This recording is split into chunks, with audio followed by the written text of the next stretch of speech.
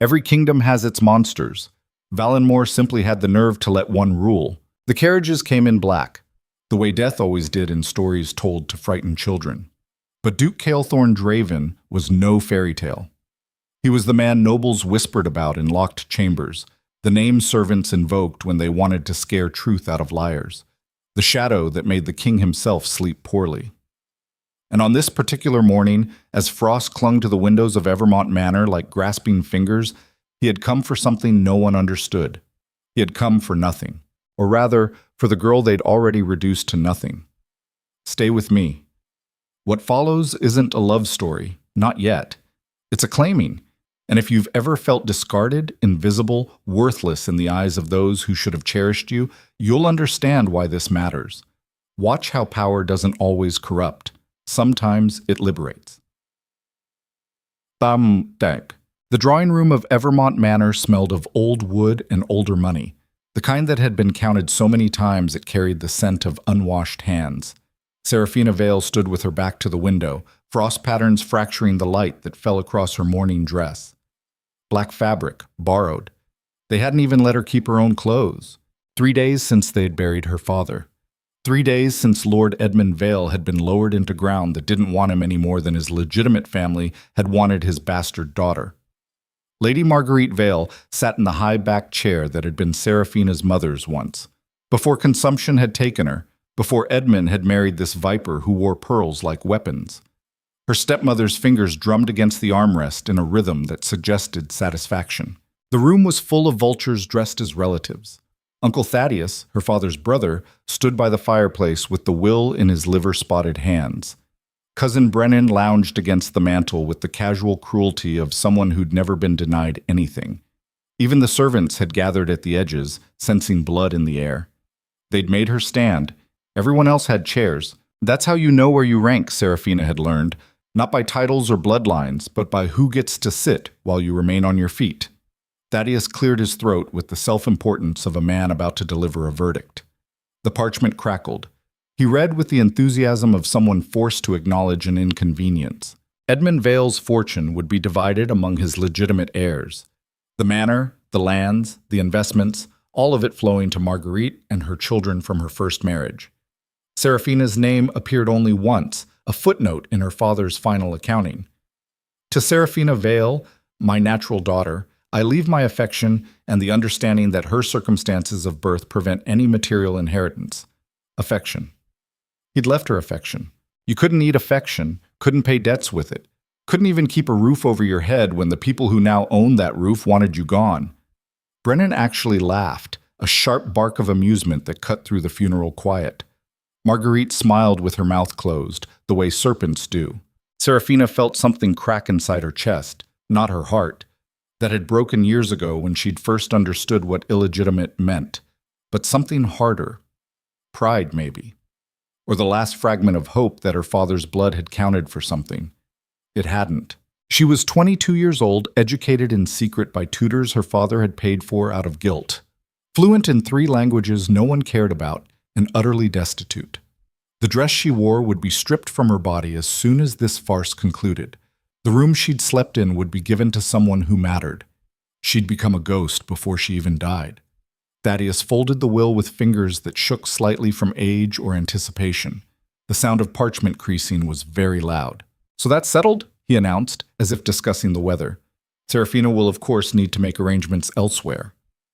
By elsewhere he meant the streets. Marguerite's voice came smooth as poison. "I've contacted the Sisters of Mercy. They have positions for women of uncertain circumstance. Laundry work, I believe. Translation: a convent workhouse where bastards and whores scrubbed sheets until their hands bled, until they were too old or too broken to be useful, until they died unmourned in narrow beds." Seraphina's throat had closed around words that wouldn't matter anyway. What could she say? That she'd been raised in this house?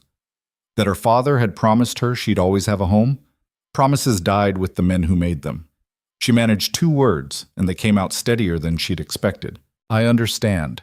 Brennan pushed off from the mantel, circling her the way hunters circled wounded prey. "There's always the velvet rose, cousin. Madame Genevieve pays well for girls with your looks. Legitimacy doesn't matter much in the dark." The Velvet Rose. Valenmoor's most exclusive brothel, where nobles went to fuck away their dignity and coin. Marguerite didn't reprimand him. That silence was permission. Seraphina felt heat crawl up her spine, not shame, but rage, the kind that has nowhere to go when you're powerless. She could slap him. She could scream. She could set this whole manor on fire in her mind while standing perfectly still in reality. She did none of those things. That's when the temperature in the room changed. Not metaphorically. Literally. The air went cold the way it does before storms, before violence, before something massive and inevitable arrives. The frost on the windows seemed to thicken. Breath became visible.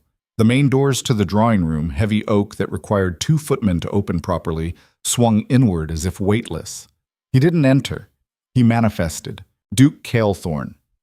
Draven filled the doorway the way nightmares fill the moment between sleep and waking, utterly, absolutely, with no room for anything else.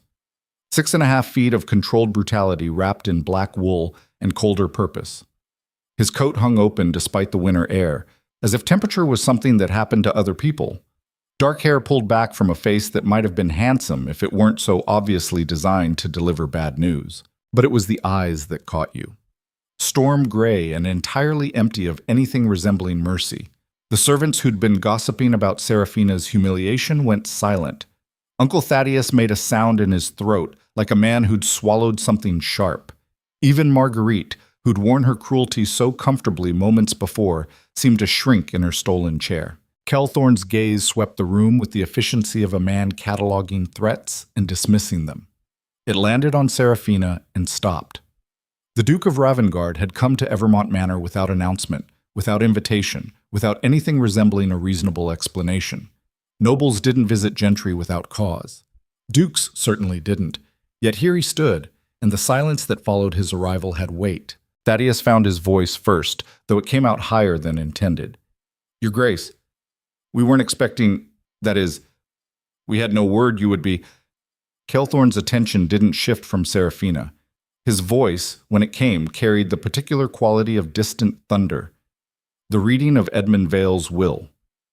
"I'm told it concludes today." Thaddeus's confusion was visible. "Yes, Your Grace, just now completed. Though I confess I don't understand the Duke's interest in— Are the terms final?" "Completely final, Your Grace. Witnessed and sealed. Then you've made an error." The room held its breath. "You didn't tell a duke he was wrong about matters of law. You especially didn't tell this duke." Kaelthorn finally moved, crossing the room with steps that made no sound but seemed to echo anyway. He stopped precisely 3 feet from Seraphina. Close enough to make everyone nervous, far enough to remain formally correct. Up close, he was worse. Not in appearance, he was striking in the way sharp objects are striking, but in presence. Standing near him was like standing near a caged wolf that had decided cages were optional. "Your Grace," Thaddeus stammered, "I assure you the will was properly executed according to Lord Edmund's wishes." "I'm not concerned with Edmund's wishes. I'm here regarding his daughter." The possessive landed like a slap. His daughter. Not the bastard. Not Seraphina Vale, woman of uncertain circumstance. Marguerite's voice cracked across the room, sharp with aristocratic indignation. "The Duke must be misinformed. Seraphina is illegitimate. She has no legal claim to—" "I didn't ask about her claims," Kaelthorn interrupted, and the temperature dropped another degree. "I'm informing you of mine." Silence again, deeper this time. Brennan, who'd been so bold in his cruelty moments before, had gone very still. Men who survived in Valenmoor's brutal court learned to recognize when they'd wandered into something beyond their capacity to navigate. Seraphina's heart hammered against her ribs. She didn't understand. Couldn't understand. The Duke of Ravengarde didn't know her. She'd seen him exactly once, at a distance, when her father had taken her to court for some forgotten function and she'd been relegated to the servants' gallery. He'd been a figure of reputation and rumor, not a person. Yet he stood here, in her stepfamily's drawing room, speaking about her as if he had the right. Kaelthorn's gaze hadn't left her face. When he spoke again, it was almost soft. Almost. "You were educated. Languages, history, music. It wasn't a question." Seraphina managed to nod. "Your father kept you hidden, but not neglected. Tutors, books, the best he could provide without acknowledging you publicly. Another nod. Her voice had abandoned her entirely. And now they've left you nothing. This time she found words, though they came out barely above a whisper. Nothing was always mine, Your Grace. I'm simply being reminded of it.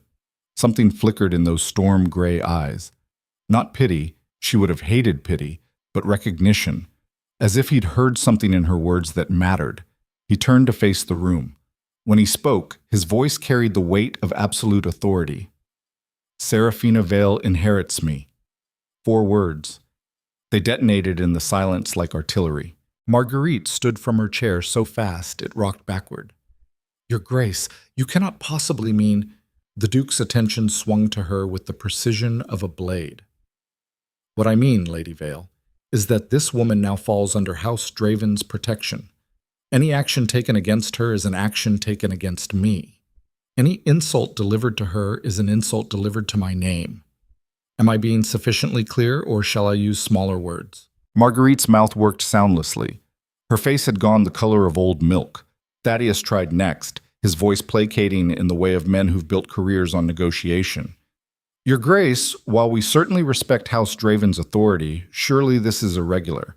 The girl has no connection to... She has connection to me, Kaelthorn said flatly. As of this moment, that's the only connection that matters. But why? Brennan blurted out, then immediately looked like he regretted speaking. Kaelthorn's smile was terrible. Because I choose to. Do you require additional explanation, or will that suffice? No one answered. The Duke reached into his coat and withdrew a single object, a ring. Not ornate, not jeweled, but heavy silver worked with the Draven crest. House signet. The kind of ring that opened doors and ended arguments. He held it out to Seraphina. She stared at it the way someone might stare at a serpent that had just spoken their name. Taking it meant something. She didn't know what, but the weight of the moment pressed down like atmosphere before a storm. Kaelthorn's voice dropped lower, meant only for her. This is not charity. I don't traffic in pity. This is transaction. You need protection. I have use for someone who understands what it means to be discarded. Use. Not affection. Not kindness. Use. Somehow that made it easier. Seraphina reached out and took the ring. The metal was warm from being against his chest. It was far too large for any of her fingers, clearly meant to hang on a chain. The Duke nodded once, a gesture of finality. You'll come to Ravengarde. Today. Your belongings? I have none, Seraphina interrupted, and was surprised by the steadiness in her voice. They were never really mine. Then you travel light. That makes this simpler. He turned back to the room full of her stepfamily and their witnesses, and his voice carried the particular tone of a man delivering terms, not requests. Seraphina Vale is now under ducal protection. She will reside at Ravengarde Fortress as a ward of House Draven.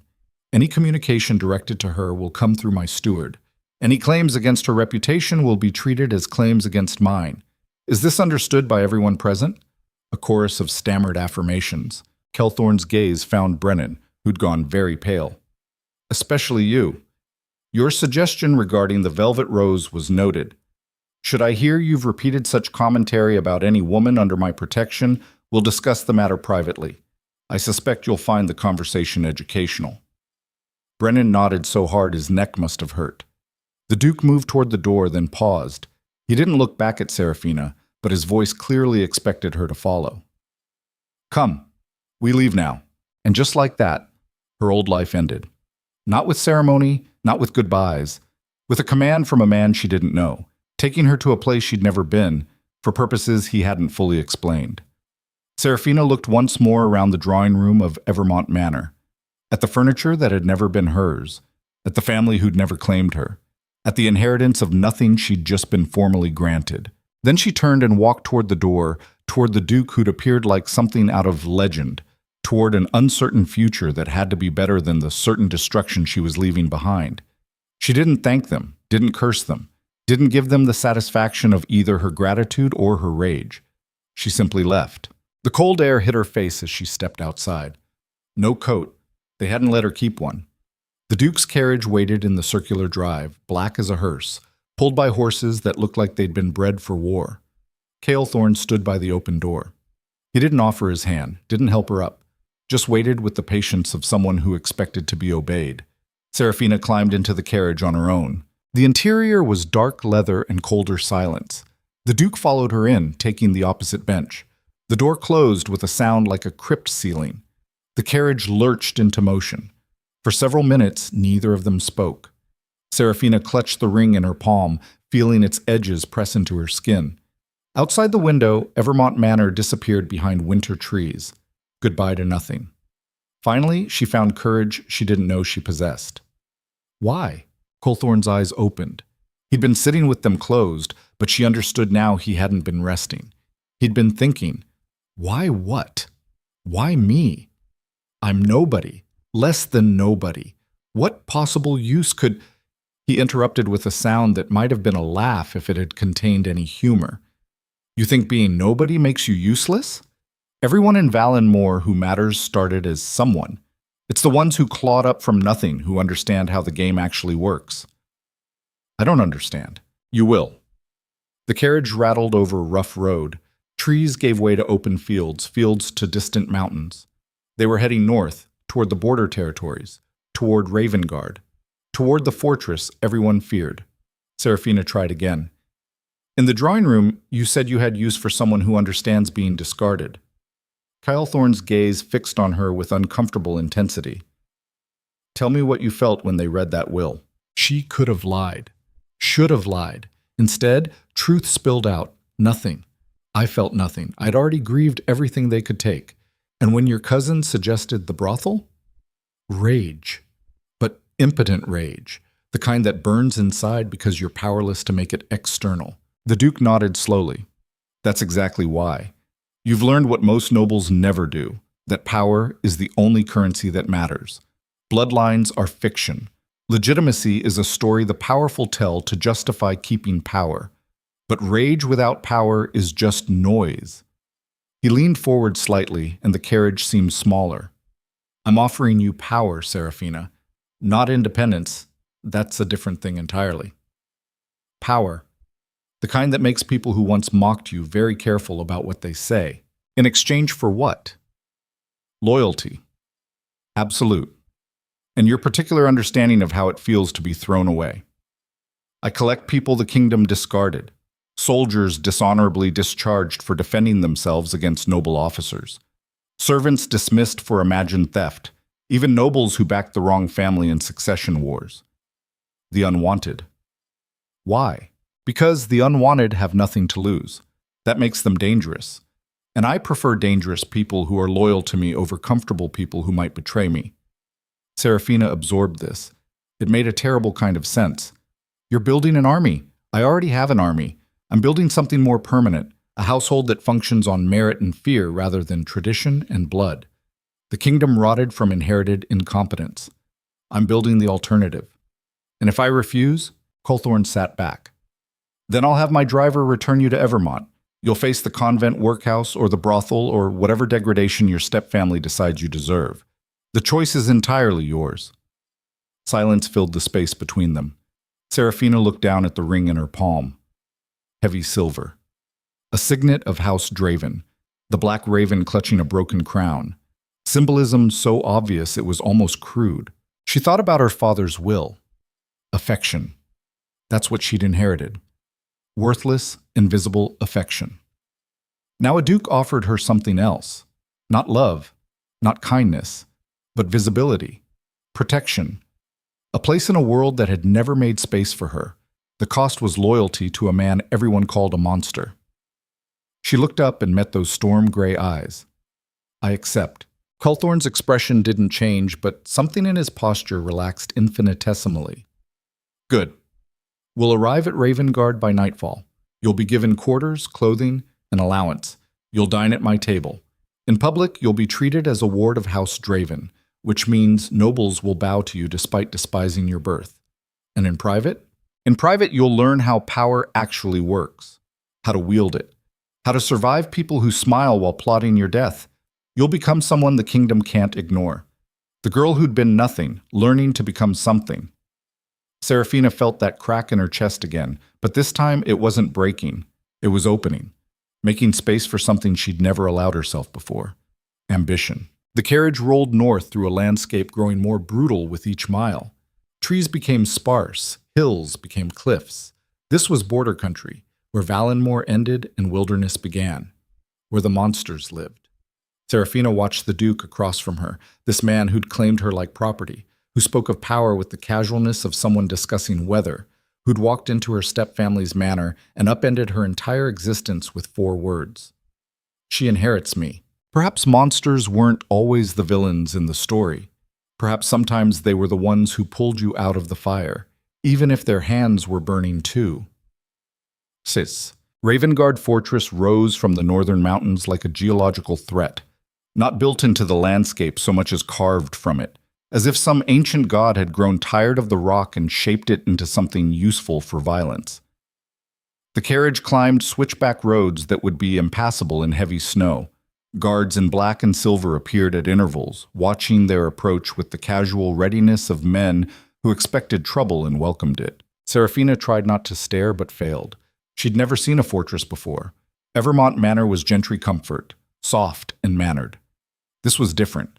This was a place designed to withstand siege, to repel armies, to survive when everything else fell.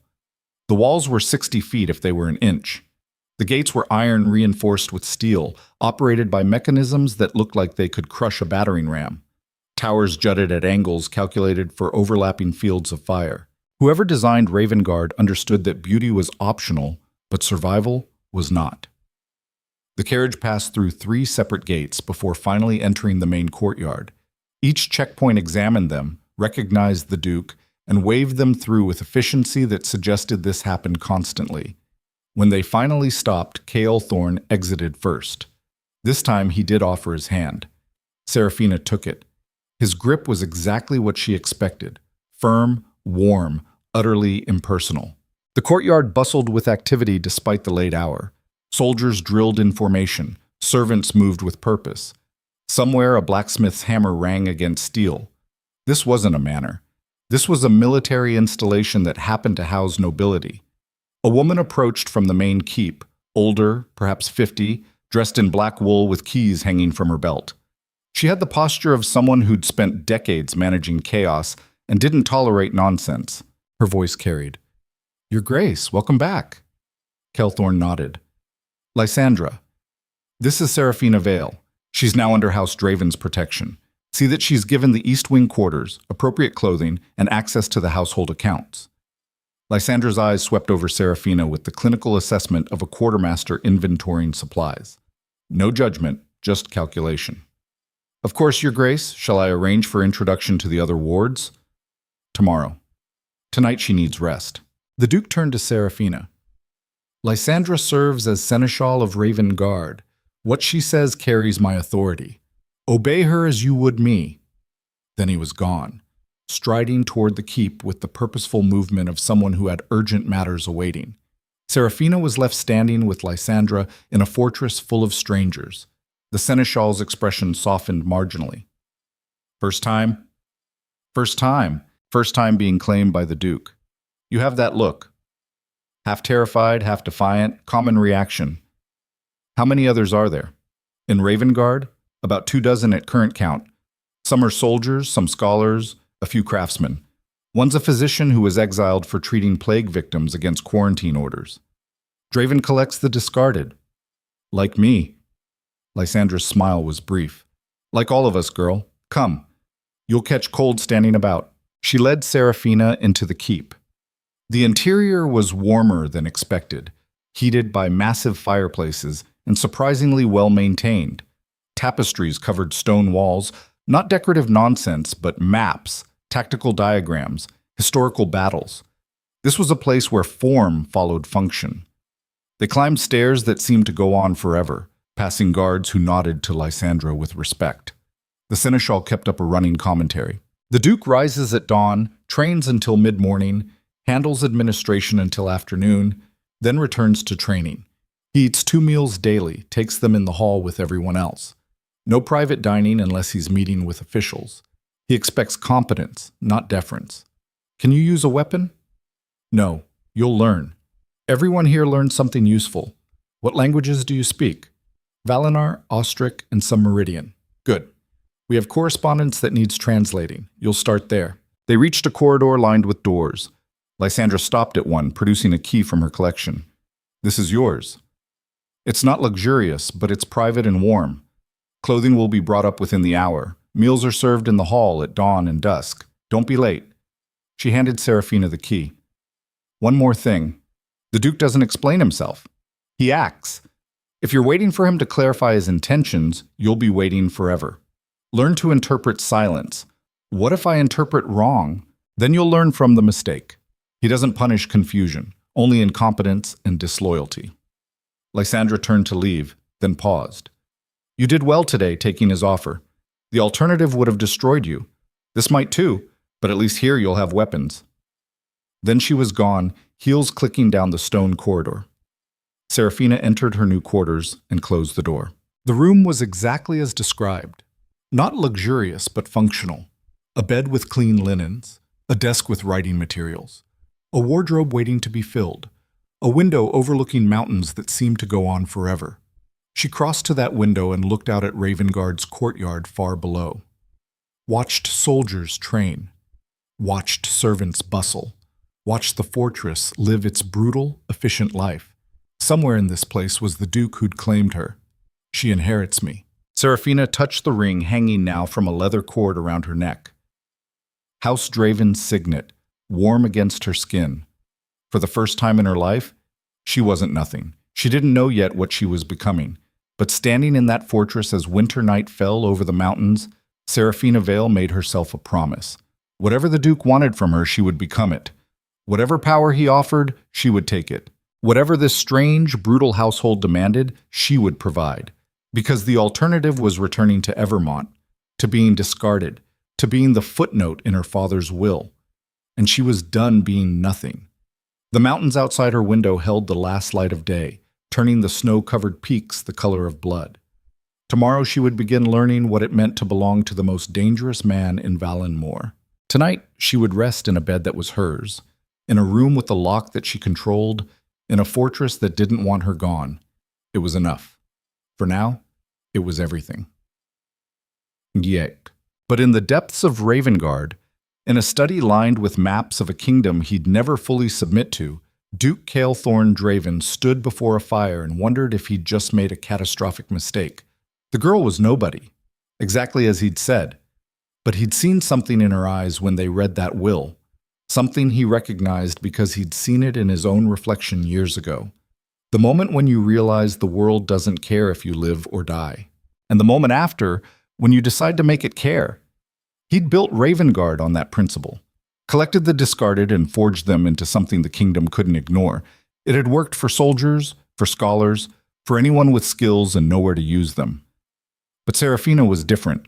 She had no skills, no training, no particular talent that made her useful. She just had that look. And Kaelthorn had learned long ago that sometimes the most dangerous weapon was someone who had absolutely nothing left to lose except the dignity they'd already surrendered.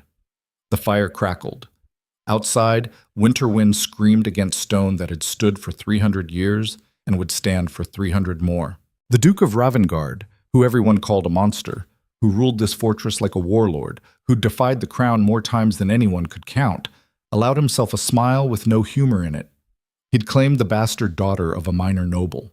The court would be furious. The king would demand explanation. His enemies would see weakness. Let them.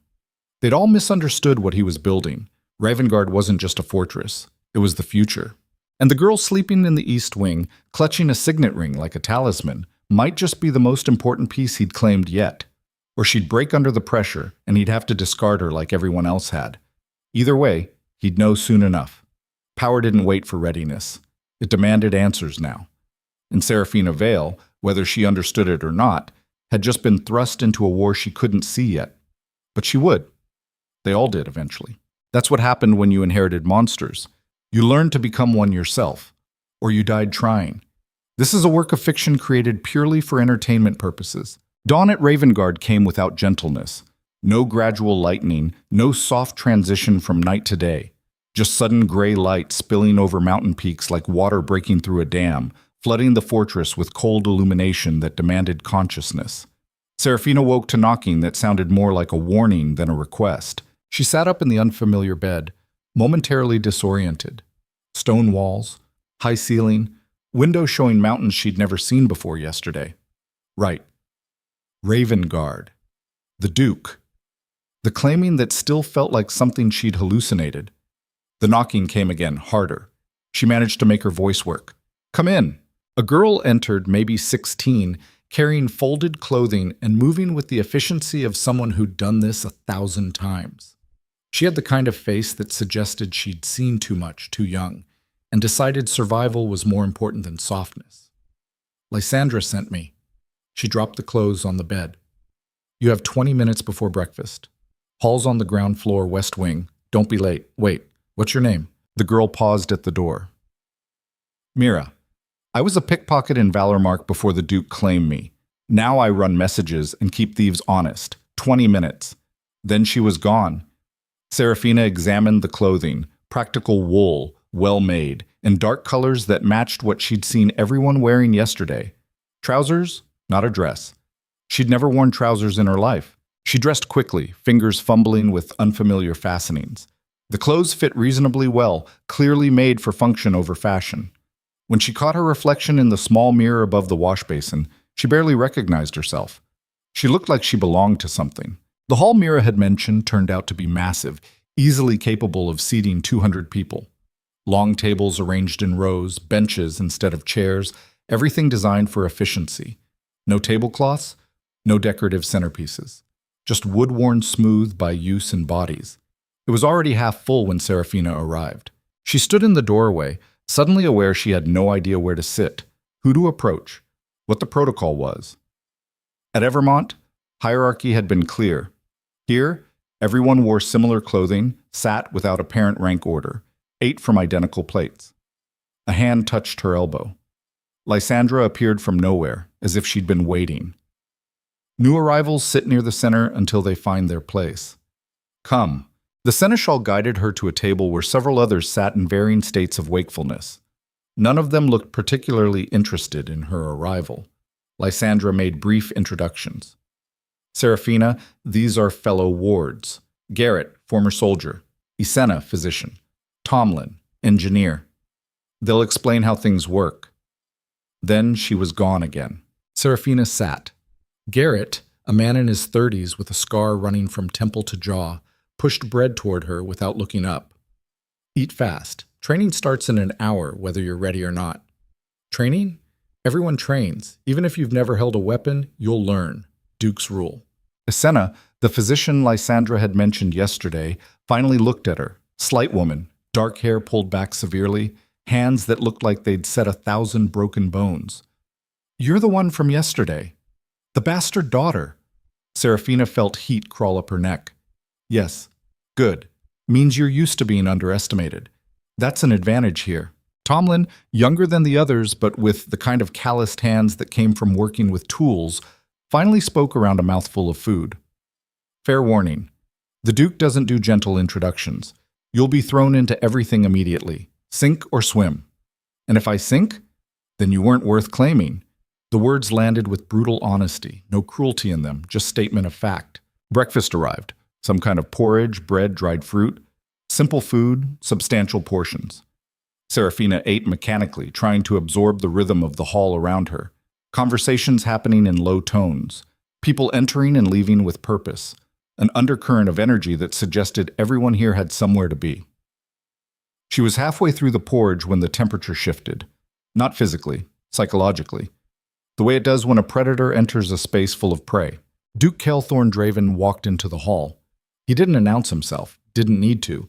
Conversations didn't stop exactly, but they modulated. People tracked his movement peripherally while pretending not to. He wore training clothes, not the formal coat from yesterday. Dark linen shirt, leather bracers, trousers tucked into boots designed for violence. His hair was still wet, suggesting he'd already been training before breakfast. He filled a plate at the serving line like everyone else. No special treatment, no servants hovering, just a man getting food. Then he turned and his gaze swept the hall. It landed on Seraphina. For 3 seconds, she couldn't breathe. Those storm-gray eyes held her pinned the way a hawk pins a rabbit before the dive. Then he moved to the high table at the hall's far end. Not isolated exactly, but positioned to see everything. He sat alone. Garrett noticed her watching. Duke always sits alone. Proximity implies intimacy. He doesn't do intimacy. Then why claim any of us? Garrett's smile was grim. Because useful is different than close. We're tools, valuable tools, treated well, but tools nonetheless. Understand that now and you'll save yourself heartbreak. Zena made a sound of disagreement. It's more complicated than that. Not really, Tomlin interjected. He builds loyalty through protection and purpose. Doesn't mean he cares. Just means he's strategic. Does he care about anything? Seraphina asked before she could stop herself. All three of them looked at her. Garrett answered. Ravengarde. He cares about Ravengarde. Everything else is negotiable. The meal continued around her. Seraphina tried to eat, but her appetite had vanished. She was acutely aware of the Duke's presence at the high table, the way he ate with mechanical efficiency, the way people approached to speak with him and were dismissed or engaged based on criteria she couldn't determine. This was her life now, this hall, these people, this fortress. And somewhere in the architecture of it all, she was supposed to find purpose. She inherits me. That's what he'd said. But what did that actually mean? Lysandra appeared again, materializing like a ghost. Training yard. Now. Seraphina stood, following the seneschal out of the hall. Behind her, the sound of breakfast continued. Ahead, through corridors she didn't know yet, lay whatever test Ravengarde had prepared. The training yard was an open courtyard surrounded by high walls. The ground packed earth mixed with sand for drainage. 24 people were already assembled, ranging in age from teenagers to grizzled veterans. All of them armed with practice weapons, wooden swords, blunted spears, padded staffs. A man stepped forward as Seraphina entered. Tall, built like a siege weapon, with the kind of face that suggested he'd broken it multiple times and stopped caring. His voice carried like a battlefield command. I'm Corvus, Master of Arms. You'll address me as Sir or Master Corvus. You'll do exactly what I say when I say it. Questions are permitted after you've proven you can follow instructions. Understood? Seraphina nodded. Out loud. Yes, sir. Corvus's eyes narrowed. You've never fought. No, sir. Never even thrown a punch. No, sir. Good. Means I don't have to undo bad habits. He turned to the assembled group. Pair up. Standard drills. New girls with me. The others moved with practiced efficiency, partnering up and beginning sequences of strikes and blocks that looked almost like choreography. Corvus handed Seraphina a wooden practice sword. It was heavier than she'd expected. First lesson. Everything you think you know about violence is wrong. Fighting isn't dramatic. It's not beautiful. It's ugly, desperate, and the person who hesitates dies. That romance you've read, those songs about glorious combat, lies, all of it. He demonstrated a stance, feet apart, knees bent, sword held ready. Your body wants to stand upright, wants to pull back. Don't let it. Violence happens close, intimate. You need to be comfortable being uncomfortable. Seraphina tried to mirror his stance, felt immediately awkward, exposed. Corvus circled her like a predator examining prey. Lower. You're not at a garden party. Elbows in. You're presenting too much target. He adjusted her arms with hands that were surprisingly gentle despite their size. Better. Now. I'm going to swing at you slowly. You're going to block. Don't think. React. He moved. Even slowly, the practice sword coming toward her face triggered panic. Seraphina jerked backward, stumbling. Corvus stopped. What did I just say about pulling back? I couldn't help it. You will help it. Pain is temporary, habit is permanent. Again. They drilled for what felt like hours. Simple blocks. Basic strikes. Footwork that made her legs burn. Corvus was relentless, correcting every mistake, making her repeat movements until muscle memory started to form. Around them, the other pairs engaged in increasingly complex sequences. Some were clearly experienced fighters, moving with fluid precision. Others struggled like Seraphina, learning the same brutal lessons. You're thinking too much, Corvus said after she'd fumbled the same block 3 times. Your brain is too slow. You need to train the body to react before thought happens. How? Repetition. Thousands of hours. Years of making mistakes until mistakes become impossible. I don't have years. Something in Corvus's expression shifted. No? You probably don't. So we compress, double sessions, extra hours. You'll hurt constantly for the next month. Understand? Why? Seraphina demanded, finally letting frustration show. Why does any of this matter? I'm not a soldier. I'm not— You're under the Duke's protection, Corvus interrupted. That makes you a target. Everyone who hates him now hates you by extension. You think they'll respect your ignorance? Show mercy because you're just a girl? They'll cut your throat while you're begging for fairness.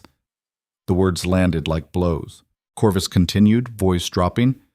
Master Draven doesn't claim the helpless. He claims potential. You're here because he saw something. Prove him right or prove him wrong, but don't waste everyone's time pretending you can survive on luck. Seraphina's hands tightened on the practice sword.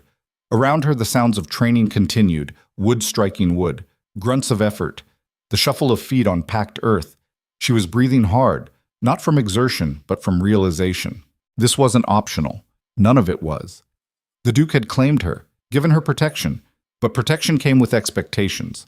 Become useful or become discarded. Again, she said. Corvus nodded. Again. They trained until Seraphina's arms shook with exhaustion, until her stance collapsed from fatigue, until she couldn't hold the practice sword properly anymore. Only then did Corvus call halt. Tomorrow, same time. We'll add footwork drills. He walked away without dismissal, joining other instructors who were evaluating students.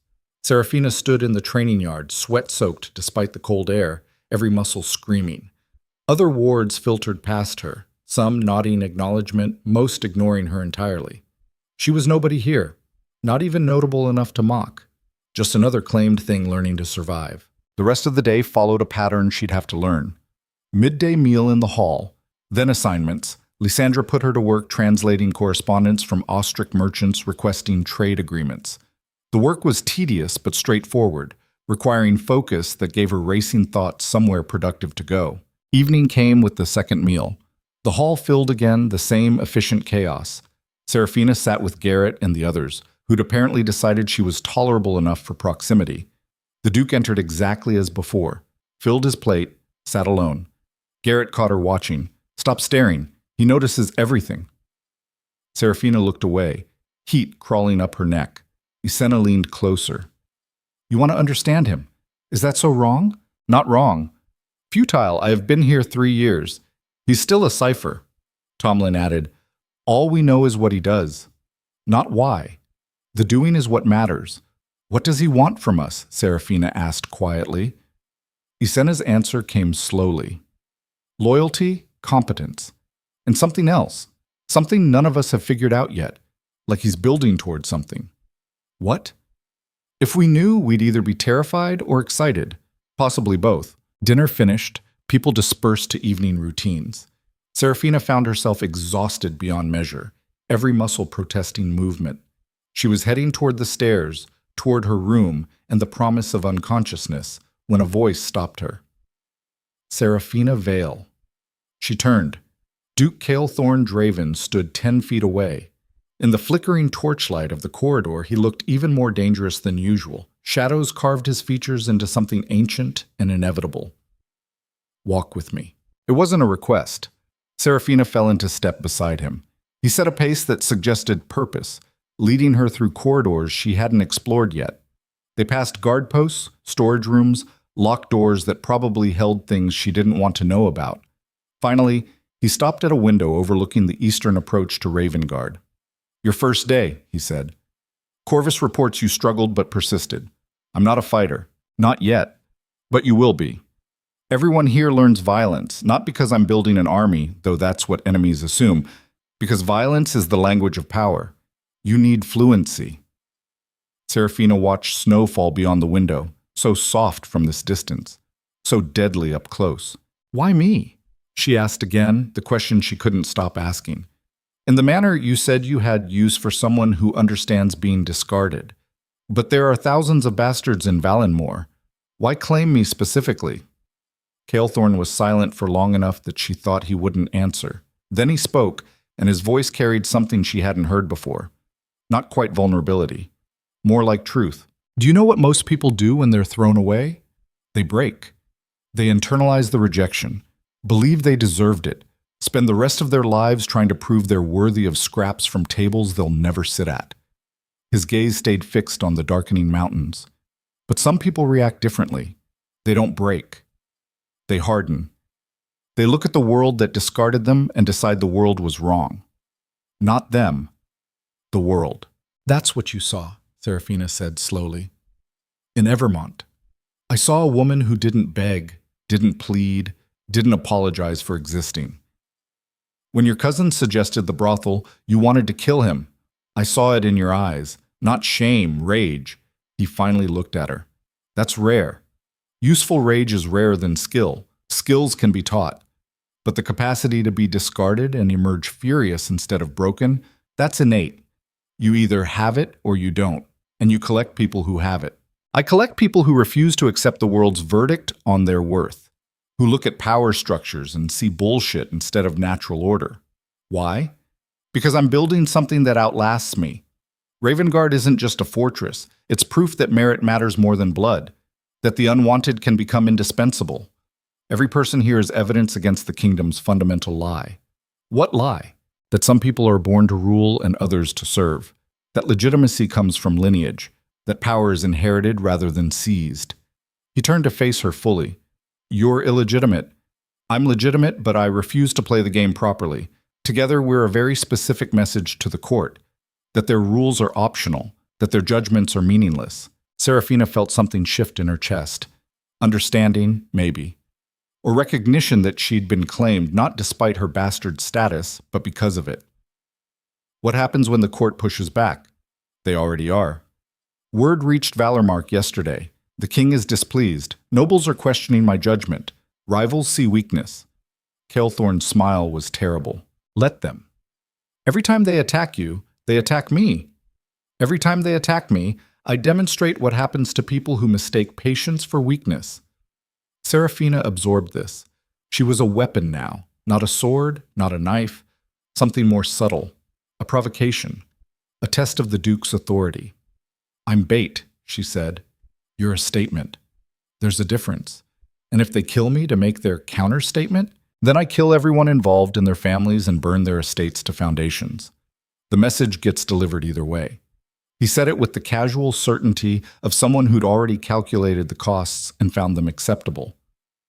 Seraphina should have been terrified, should have demanded to leave, to return to whatever degradation Evermont offered. Instead, she felt something like exhilaration. This man had claimed her knowing it would create enemies, had elevated her knowing it would provoke attacks, had given her protection that came with the absolute certainty of violence. And he'd done it because her existence challenged everything the kingdom pretended was true. I understand, she said. Do you? You're not protecting me from the world. You're using me to fight it. Kaelthorn nodded slowly. Yes. Does that bother you? Seraphina thought about Evermont Manor, about her father's will, about Brennan's suggestion and Marguerite's cruelty, about every moment she'd been invisible, powerless, nothing. No, she said, it doesn't bother me at all. Good. Because tomorrow you'll meet the others who've been here longer, the ones who understand what we're building. They'll evaluate you, decide if you're worth the trouble. And if they decide I'm not, then you'll prove them wrong. Or you'll fail and I'll send you somewhere else. But I don't think you'll fail. Why? Because failure requires accepting defeat, and you don't accept things, you rage against them. He started to leave, then paused. One more thing. Lady Celestine Virel arrives at court next week. She'll hear about you. She'll take it personally. Who is she? Someone I was supposed to marry before I understood that dynastic alliances are chains dressed as opportunity. She won't forgive me refusing her, and she certainly won't forgive you existing. Seraphina felt cold that had nothing to do with winter air, a rival, an enemy she hadn't even met yet. What should I do? Survive, Kaelthorn said flatly. Learn faster, get harder, because Celestine doesn't fight fair and she has resources you can't imagine yet. Then he was gone, footsteps fading into Ravengarde's stone corridors. Seraphina stood alone at the window, watching snow fall over mountains that didn't care about human struggles. She was bait, a statement, a provocation. The discarded bastard elevated to ward of the most dangerous man in the kingdom. Tomorrow, she'd meet the others. The ones who'd survived longer, who'd proven their worth. And somewhere beyond these walls, a woman named Celestine was learning that the Duke had claimed someone new. Seraphina touched the ring hanging against her chest. House Draven's signet, still warm. She'd asked to understand why he claimed her. Now she did. And understanding changed everything. The second day at Ravengarde began the same as the first. Dawn without mercy, Mira's knocking, the hall full of efficient consumption. But Seraphina entered differently this time. Not confused, not uncertain, predatory. She'd spent half the night thinking about what the Duke had said, about being a statement, about useful rage, about the fact that her existence challenged the kingdom's fundamental structures. If she was going to be a weapon, she needed to be sharp. Garrett noticed immediately. You slept. 3 hours maybe, but you figured something out. I can see it. Seraphina ate quickly, mechanically. Is there a library here? Isena answered. 3rd floor, north wing. Extensive. Why? I need to understand the court, the families, who hates who and why. Tomlin grinned. Now you're thinking like a survivor. Training with Corvus was brutal again, but Seraphina pushed through the exhaustion, through muscles that screamed protest, through the humiliation of being thrown to the ground repeatedly. She was learning something beyond combat techniques. She was learning that the body could be forced past limits the mind invented. That pain was information, not a command. That strength came from repetition, the same way literacy came from reading. Corvus noticed. Better. You're not flinching as much. I'm terrified. Good. Fear keeps you alive. Panic kills. Learn the difference. After training, after the midday meal, Seraphina went to the library Isena had mentioned. It was massive. Thousands of volumes on shelves that reached the high ceiling. Not just histories, but tactical manuals, political treatises, economic analyses. Someone had been collecting knowledge the way generals collected weapons. She started with genealogies. The noble families of Valenmoor, their alliances, their feuds, their marriages and murders. Within hours, a picture emerged. The kingdom was a network of barely suppressed violence, held together by mutual distrust and traditional inertia. House Draven sat outside that network, powerful enough to be dangerous, but isolated enough to be contained. Until now. By claiming her, the Duke had extended a middle finger to every convention the court held sacred. Bastards weren't wards. Wards weren't political statements. And you certainly didn't elevate someone from nothing unless you were making a very specific point. The point being, your rules don't apply to me. Seraphina was deep in a volume about succession laws when someone cleared their throat. She looked up. A man stood in the library doorway. Older than the Duke, maybe 50, with silver threading through dark hair and eyes that suggested he calculated 6 moves ahead in every conversation. You must be Seraphina Vale. I'm Marcus Thorn, Duke Draven's advisor. Seraphina stood. Sir, Marcus moved into the library with the ease of someone who spent considerable time here. Reading about the families, trying to understand the landscape. Smart. Most new arrivals just react. You're preparing. He pulled a different volume from the shelves. Try this one. It's less interested in official genealogies, more concerned with actual power structures. Follow the money and the favors, not the bloodlines. He handed her the book. Seraphina hesitated. Why help me? Because the Duke claimed you for a reason. My job is helping his strategies succeed. You're a strategy now. What kind? The kind that forces the court to reveal their priorities. They'll have to decide if illegitimacy matters more than the Duke's displeasure. Most will choose wrong. And when they choose wrong, Marcus's smile was cold. Then we learn who needs to be removed. You're a litmus test. Quite elegant, really. Seraphina felt that familiar sensation. Being used, but not quite being victimized. I'm bait, she said again. You're an opportunity. Whether you're bait depends on whether you survive. He moved toward the door, then paused. Lady Celestine arrives in 4 days. She'll come here first before going to court, to assess the situation personally. What should I expect? Politeness covering absolute hostility. She's nobility of the highest rank, educated, beautiful, and accustomed to getting what she wants. She wanted the Duke. Your evidence she failed. Marcus's expression shifted slightly. Don't try to compete. you'll lose. Instead, be exactly what you are. Illegitimate, unpolished, completely unashamed. It will drive her insane. Then he was gone. Seraphina returned to reading, but her mind kept circling back. 4 days until Celestine arrived. 4 days to prepare for a confrontation with someone who had every advantage, except one. Celestine had been discarded too, refused, set aside, but she'd had status to cushion the fall, resources to rebuild pride. Seraphina had neither, which meant she'd learned different lessons. The days blurred together, training with Corvus until her body became a catalog of bruises, studying in the library until her eyes burned, meals in the hall where she slowly started recognizing faces, learning names, understanding the fortress's rhythms, and always the awareness of the Duke's presence, not physically close, but everywhere in Ravengarde's structure, in the way people moved, in the standards they held themselves to, in the understanding that competence was currency and loyalty was the only commodity that mattered. On the third day, Lysandra found her translating correspondence. "The Duke wants you at dinner tonight. High table." Seraphina looked up. "Why?" "Didn't say. Be presentable." That evening, Seraphina entered the hall to find the high table set for two. The Duke sat alone as always, but across from him was a second-place setting. Every eye in the hall tracked her as she crossed to the high table. Kaelthorn didn't stand, didn't acknowledge her approach beyond a slight gesture to the empty seat. Seraphina sat. Dinner was served, some kind of roasted meat, root vegetables, bread, simple food made excellent. They ate in silence while 200 people tried not to obviously watch. Finally, Kaelthorn spoke. "Celestine arrives tomorrow. I know, Marcus has prepared you, as much as possible." The Duke's gaze fixed on her. "She'll try to make you feel inferior, small, illegitimate." "I am illegitimate." "Yes, but that's not the same as inferior. Don't let her confuse you about the difference." Seraphina cut meat with more force than necessary. "What was she to you?" "Political opportunity. Our families wanted alliance. I considered it before I understood I'd rather burn the kingdom than preserve it." "Did you love her?" "No." "Did she love you?" "Celestine loves power. I represented power. She wanted to marry it. And now? Now she hates that I refused, hates more that you exist, hates most of all that I'm using you to demonstrate that her rejection didn't matter." He paused.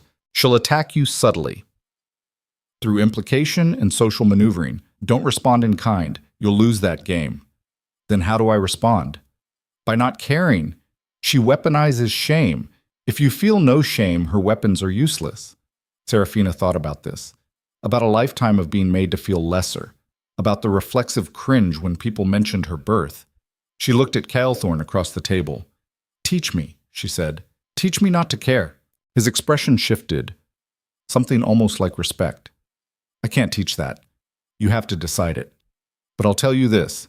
Every person who ever made you feel worthless was protecting their own position. Legitimacy is the story powerful people tell to keep power.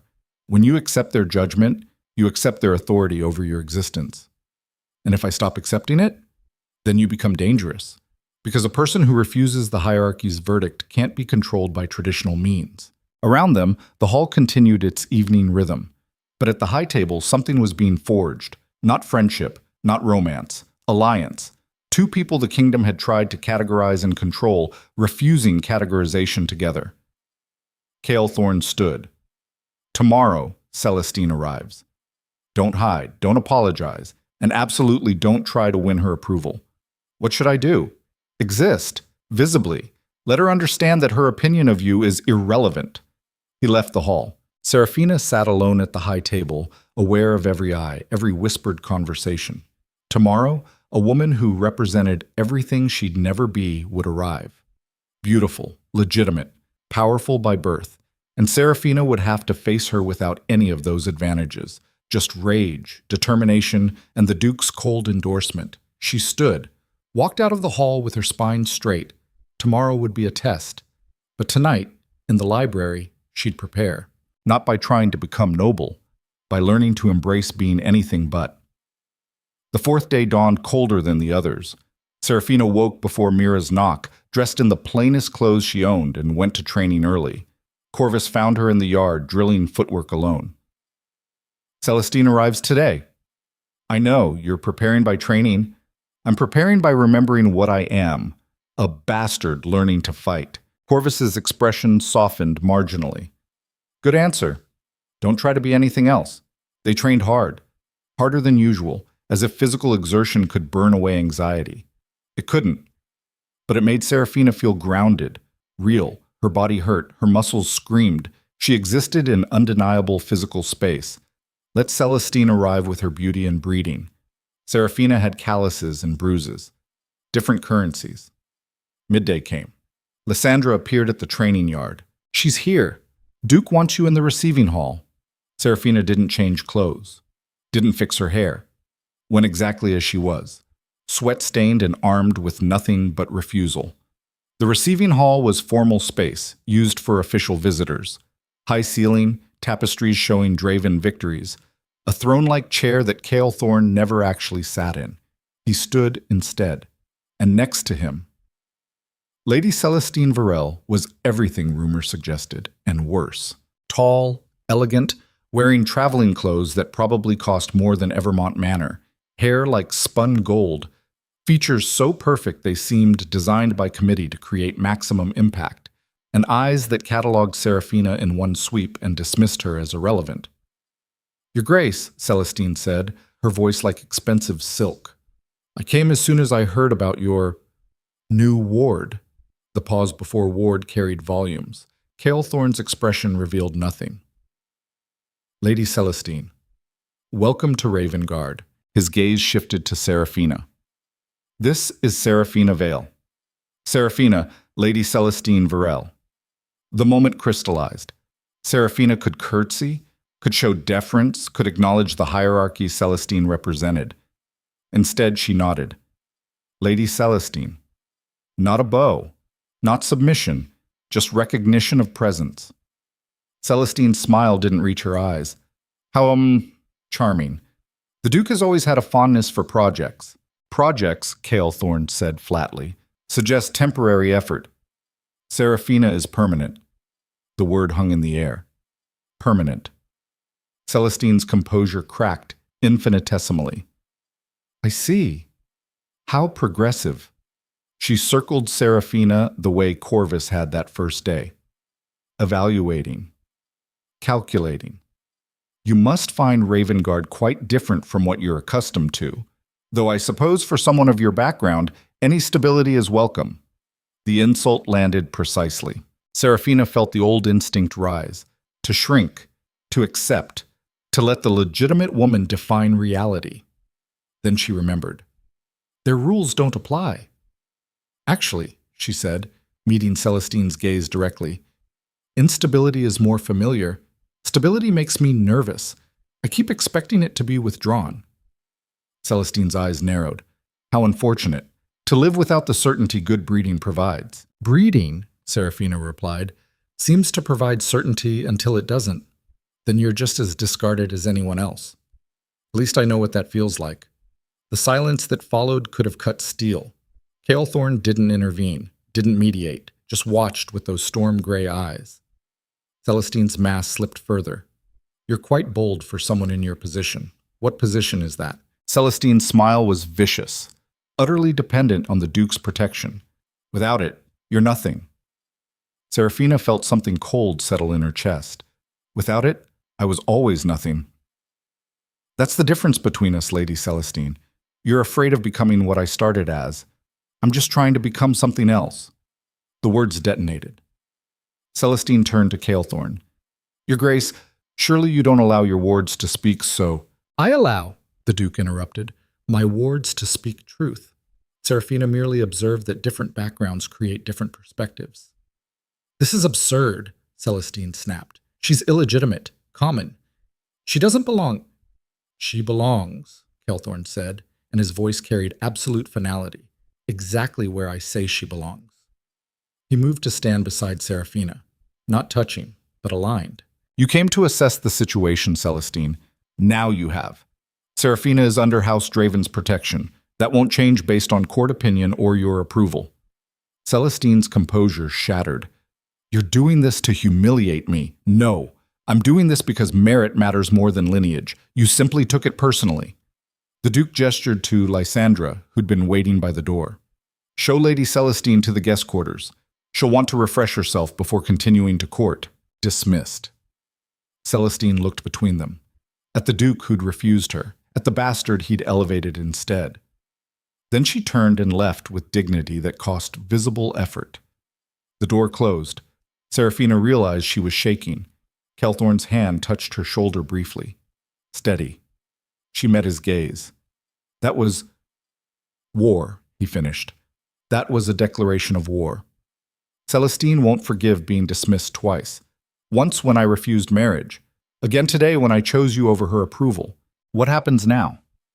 Now she goes to court, tells everyone the Duke of Ravengarde has taken complete leave of his senses. Elevating a bastard, insulting nobility, she'll gather allies. Against me? Against both of us.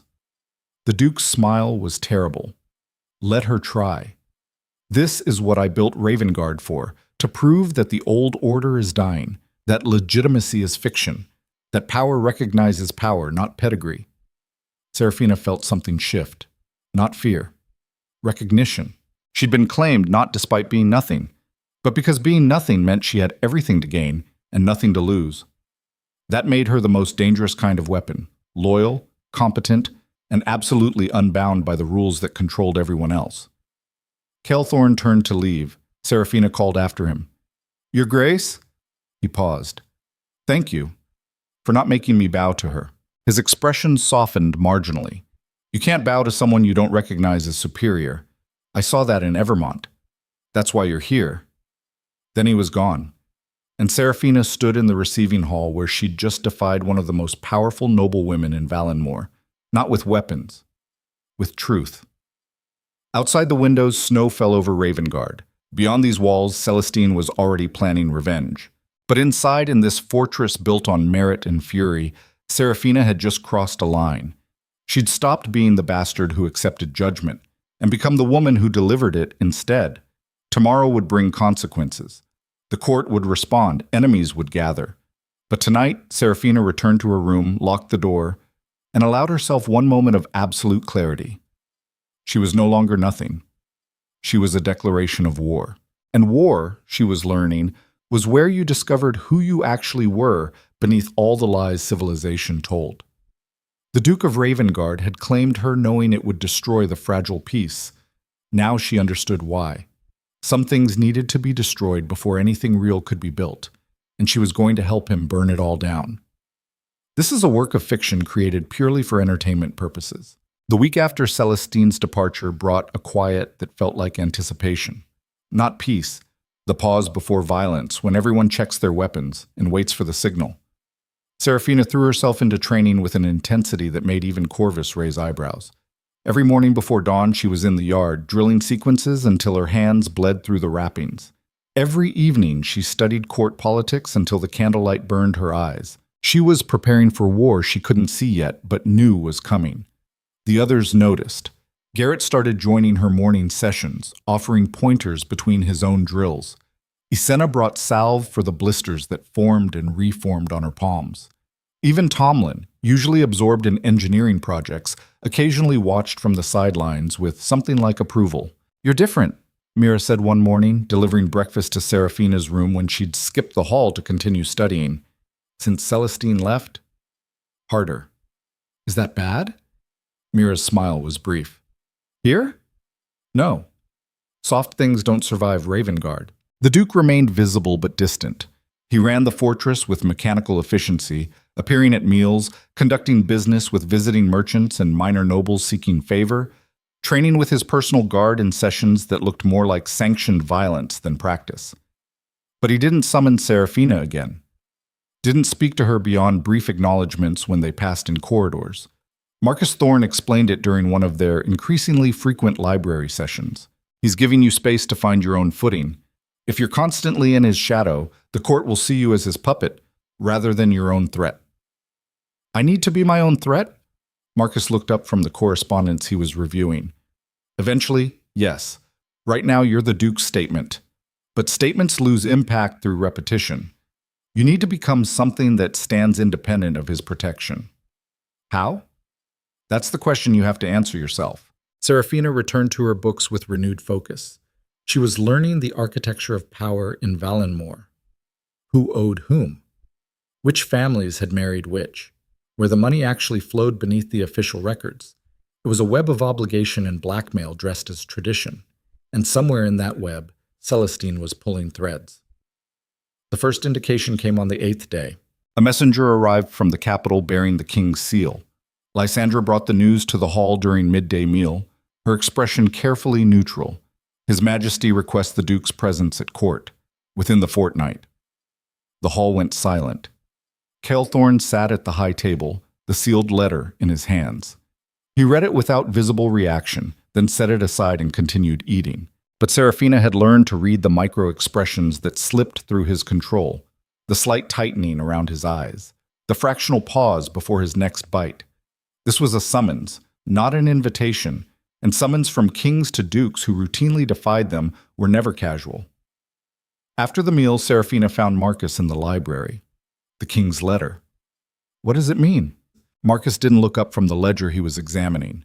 It means Celestine was effective. She's convinced enough nobles that the Duke's judgment is compromised, that elevating you represents dangerous instability. So they're calling him to court to answer for it. To answer for you, Marcus corrected. You're the evidence of his alleged instability. They'll demand explanations. Demand he send you away.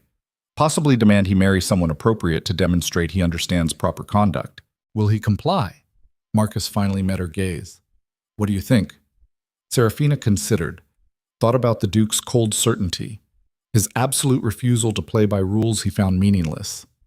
No, he won't. Then there will be consequences. The question is what kind and how severe. Over the next days, Ravengarde prepared. Not obviously. Not with martial mobilization, but Seraphina noticed supplies being inventoried more carefully. Guards rotating through extended drills. Marcus meeting with the Duke in sessions that stretched late into the night. Something was being planned. On the 10th day, Kaelthorn summoned her, not to the receiving hall or his private study, to the battlements overlooking Ravengarde's northern approach. The wind this high cut like knives. Seraphina found him standing at the wall's edge, looking out over mountains that disappeared into cloud cover. He didn't acknowledge her approach immediately, just stood in the wind like he belonged to it. Finally, without turning, he spoke. I'm going to court in 3 days. Seraphina moved to stand beside him, maintaining the careful distance he seemed to require. Will you comply with their demands? No. What will you tell them? That their concern is noted and dismissed. That who I claim as ward is my business. That their authority over House Draven extends exactly as far as I permit. They won't accept that. No, they won't. His gaze stayed fixed on the horizon, which means this could escalate. The king could move against Ravengarde, strip my titles, my lands. He could declare me rebel and call for my arrest. Would he? Kaelthorn's smile was cold. Depends on who's advising him, and who's afraid enough of what I represent to push for extreme measures. Celestine, among others. But yes, she has the king's ear through family connections. She'll use it. Seraphina felt ice settle in her stomach. This is because of me. This is because the kingdom is rotting, Kaelthorn said flatly. You're just the excuse. If it weren't you, it would be something else. I've been defying them for years. They were always going to push back eventually. What do you need from me? He finally looked at her. His eyes in the harsh northern light were the color of storm clouds. I need you to understand that the next few weeks will be dangerous. Not just politically, physically. There are people who would rather see you dead than see me proven right about legitimacy being meaningless. I understand. Do you? Because understanding intellectually and understanding in your gut when someone's actually trying to kill you are different things. Seraphina thought about the training yard, about Corvus's brutal lessons, about learning that violence was intimate and ugly. I'm learning the difference. Kaelthorn nodded slowly. Good. Because while I'm at court, you'll stay here. Corvus will double your training. Marcus will continue your education in court politics, and you'll be confined to Ravengarde's inner walls. I'm a prisoner, You're protected. There's a difference. He turned to face her fully. Celestine will know I've left you here. She'll understand that means you matter to me, and she'll try to use that. How? However she can. Assassination is possible but crude. More likely she'll attempt something subtle. Discredit you. Plant evidence of treachery. Make it appear you've betrayed me. Have I? Kaelthorn's expression shifted. Something that might have been amusement if it weren't so dark. Not yet. But loyalty under comfort is easy. Loyalty under pressure is what counts. I won't betray you. Everyone says that before they're tested. The words landed like a blow. Seraphina wanted to argue, to insist she was different, but she'd learned enough at Ravengarde to know that declarations meant nothing compared to actions. Then I'll prove it through actions, not words.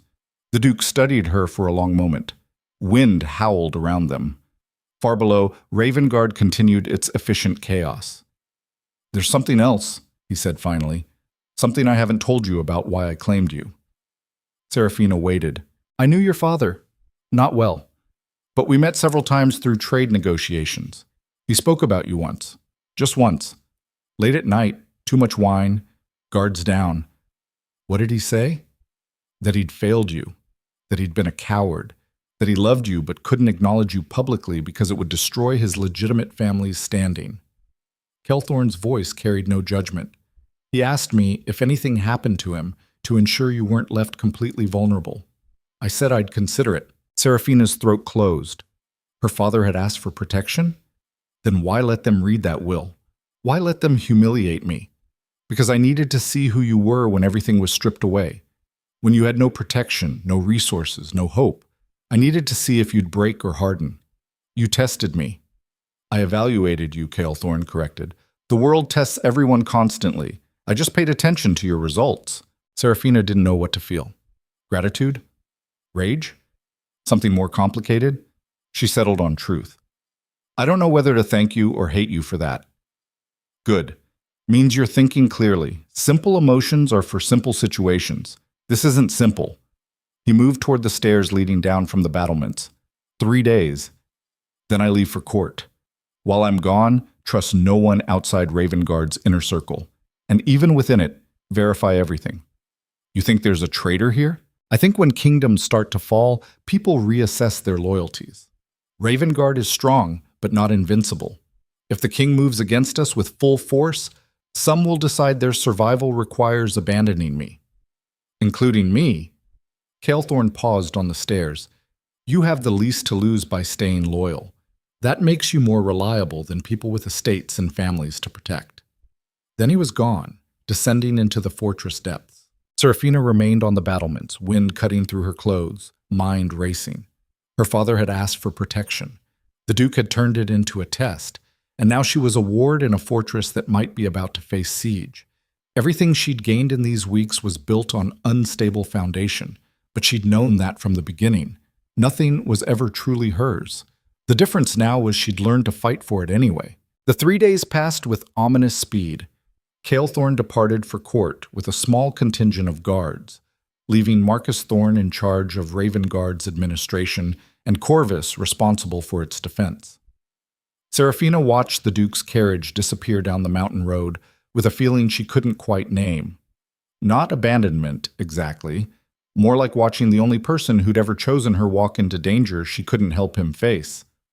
Corvus found her at the window. Double sessions start now. Training yard in 10 minutes. The next week was brutal. Corvus drove her through combat drills that left her vomiting from exhaustion. Sword work until her shoulders screamed. Grappling that left bruises on top of bruises. Tactical scenarios that required thinking while physically destroyed. You need to be able to fight when you're already broken, Corvus explained after she'd collapsed for the 3rd time in an hour. Because that's when real violence happens. When you're tired and scared and everything hurts. Why does this matter? Seraphina gasped. I'm not a soldier. No, you're a symbol. Symbols get attacked. In the evenings, Marcus continued her political education, but now he focused on something different. Betrayal mechanics, he called it. How to recognize when someone's loyalty is shifting. The microsignals. The small behavioral changes that precede larger defections. Everyone has a breaking point, Marcus said during one late session. The question is recognizing when someone's approaching theirs. What's yours? Seraphina asked. Marcus's smile was thin. I passed mine years ago. That's why I'm here. The fortress felt different with the Duke gone. Not less disciplined exactly, but the weight of his presence was absent.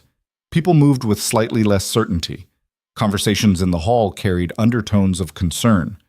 Garrison asked the question everyone was thinking during one evening meal. What if the king arrests him? What if he doesn't come back? Azena's answer was immediate. Then we decide whether we're loyal to a person or a principle. Tomlin frowned. What's the difference? If we're loyal to Kaelthorn specifically, we scatter when he falls. If we're loyal to what he represents, we continue without him. And what does he represent? Seraphina heard herself ask. The physician looked at her directly. That power comes from competence rather than birth. That the system is broken and needs replacement. That people like us, the discarded and refused, deserve a place built on merit. So we'd continue, even without him. We'd try, Isena said, though success would be unlikely. The conversation stayed with Seraphina through the night.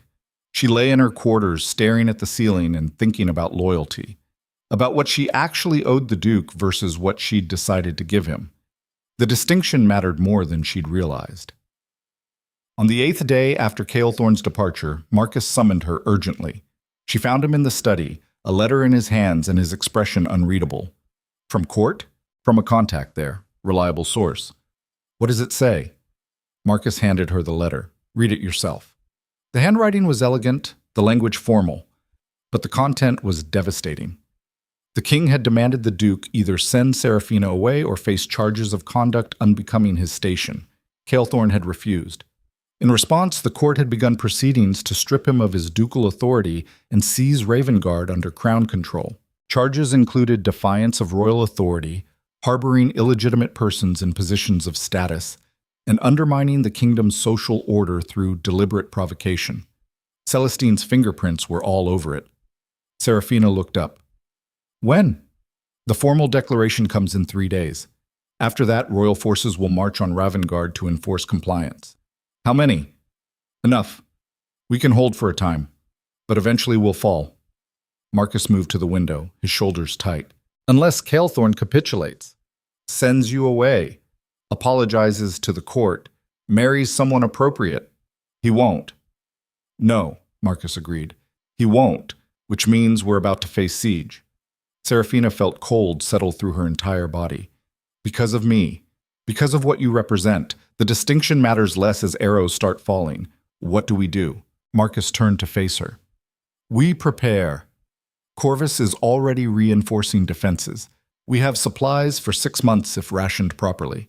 The Duke is en route back, but won't arrive before the army does. So we hold until he returns. If we can. The next 2 days transformed Ravengarde. What had been a fortress became a siege installation. Civilians were evacuated to safer positions deeper in the mountains. Supplies were moved to interior storage. Every able body drilled defensive positions. Seraphina found herself assigned to the inner keep with the other non-combatants. Marcus tried to frame it as protocol, but she understood. She was the reason for the siege. Keeping her alive was the objective. On the morning of the 3rd day, scouts reported movement on the southern approach. Seraphina watched from the high tower as the royal army appeared. At this distance, they looked like a dark stain spreading across snow-covered terrain. Hundreds of soldiers, siege equipment, supplies for an extended campaign. Corvus appeared beside her. They're serious. Will we hold? The Master of Arms was quiet for a long moment. Against a direct assault? Yes. Against starvation and attrition? That's different. How long? 3 months maybe. 4 if we're lucky and they're incompetent. And if the Duke doesn't return? Then we negotiate surrender and hope they're merciful, which they won't be. Seraphina watched the army establish camp just beyond artillery range, watched tents rise, watched the methodical preparation for violence, that this was her fault. All of it. Because she'd existed, because the Duke had claimed her, because she'd refused to bow to Celestine. Corvus seemed to read her thoughts. Don't take that on. This has been building for years. You're just the excuse they used. It doesn't feel like an excuse. Never does when you're the one in the center. That evening, the royal army sent an emissary under flag of truce. Marcus received him in the hall with Corvus present. Seraphina watched from the gallery above, close enough to hear but not visible. The emissary was young, nervous, clearly uncomfortable with his assignment. He delivered his message with the stiffness of memorized text. By order of His Majesty, this fortress is commanded to surrender the person known as Seraphina Vale for immediate transport to the capital. Additionally, Duke Kaelthorn Draven is ordered to appear before the royal court to answer charges. Compliance will result in clemency. Refusal will be met with force. Marcus's response was cold and clear. Duke Draven is not present to receive your demand. In his absence, I speak with his authority. Ravengarde does not surrender its people to royal caprice, nor do we recognize the legitimacy of charges manufactured by political rivals. The emissary swallowed. Then you refuse? We refuse.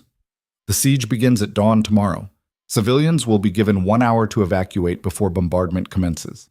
There are no civilians here, only people who chose this fortress and what it represents. The emissary left. Seraphina descended from the gallery. Marcus and Corvus were already moving toward the defensive command post. She caught Marcus by the arm. We should negotiate. Give them me. End this before people die. Marcus stopped, looked at her with something between pity and respect. If we give you up, we validate everything they claim.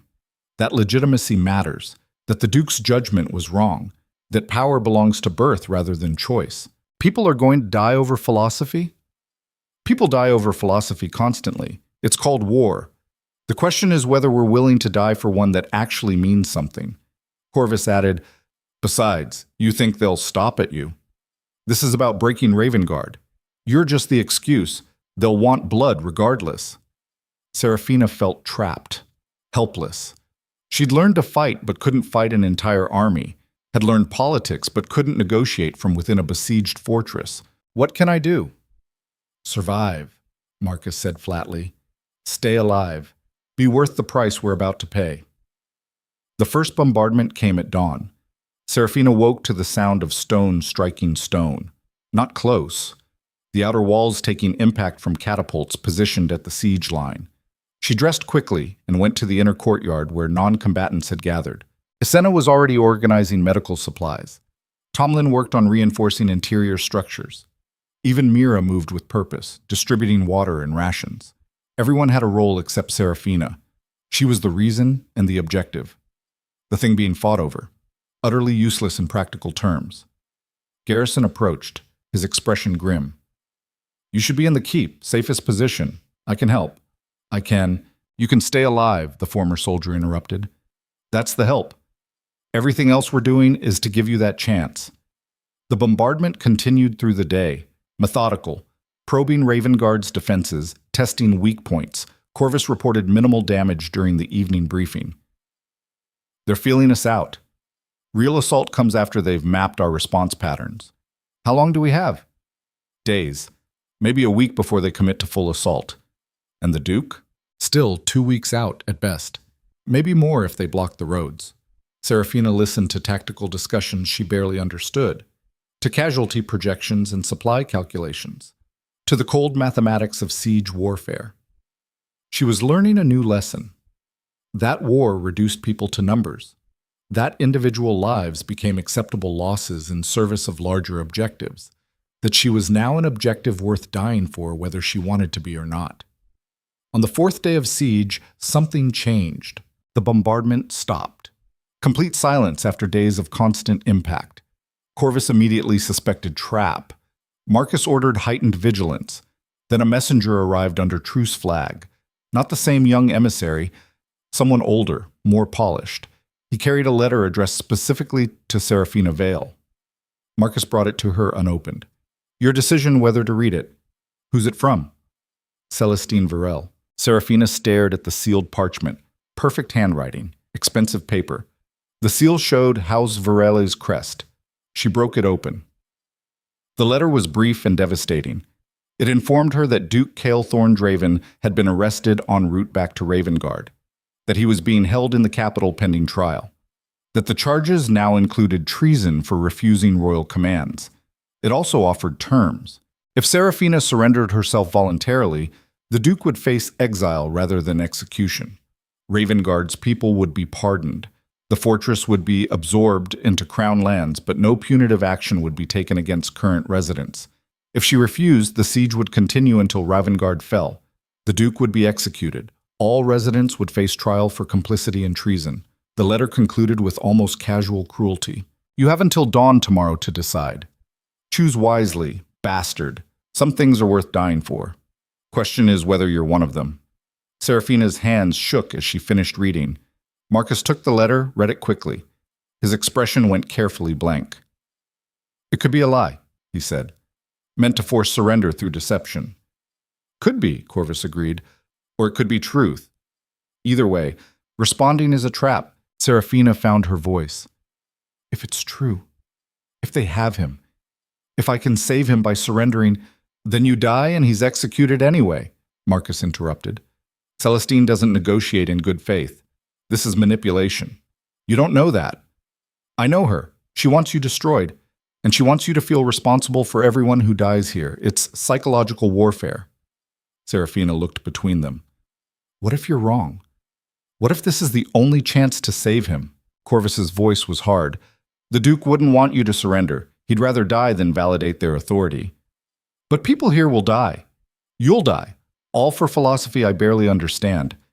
Then maybe, Izena said from the doorway, you need to understand it better. The physician entered the command post, her expression fierce. This isn't about one man or one woman. It's about whether power belongs to people who inherited it or people who earned it, whether bastards like you and refugees like me deserve existence. She moved closer to Seraphina. I was exiled for treating plague victims the nobility had quarantined to die. My crime was believing all lives mattered equally. The Duke claimed me because he agreed. If you surrender now, you validate the system that exiled me. That would have let children die because their parents were poor. Tomlin stepped forward. I was blacklisted from every engineering guild for refusing to build weapons I knew would be used against civilians. The Duke hired me anyway, paid me fairly, treated my skills as valuable regardless of guild approval. Garrison joined them. I was dishonorably discharged for striking an officer who was assaulting a servant. Would have been hanged if the Duke hadn't intervened. He gave me purpose when the army threw me away. One by one, the others gathered. Mira. Other wards Seraphina barely knew, all of them with similar stories, all of them discarded by a system that valued birth and status over humanity. We're not dying for philosophy, Marcus said quietly. We're dying for the principle that we matter, that our existence isn't contingent on noble approval. That's worth defending. Seraphina felt tears she refused to let fall.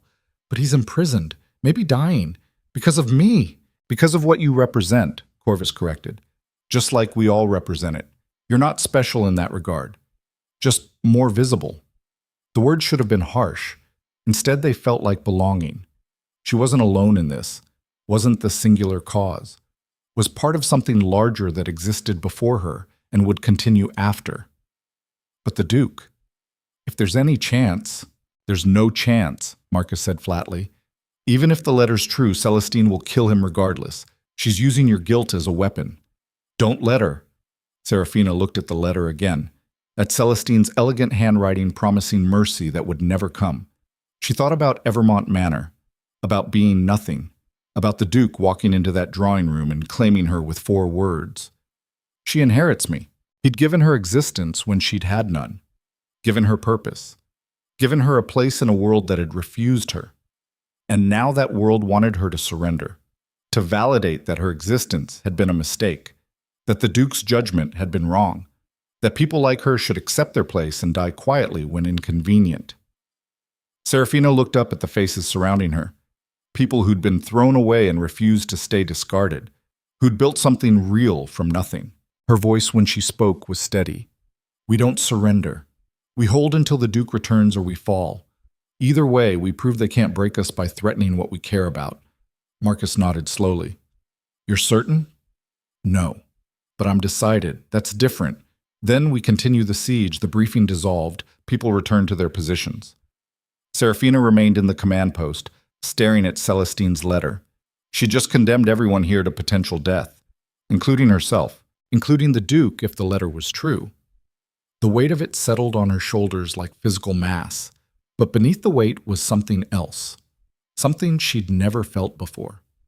The certainty that some things mattered more than survival, that existing on terms dictated by people who considered you worthless wasn't actually living, that sometimes you had to be willing to die for the principle that you deserved to exist at all. Dawn came without mercy.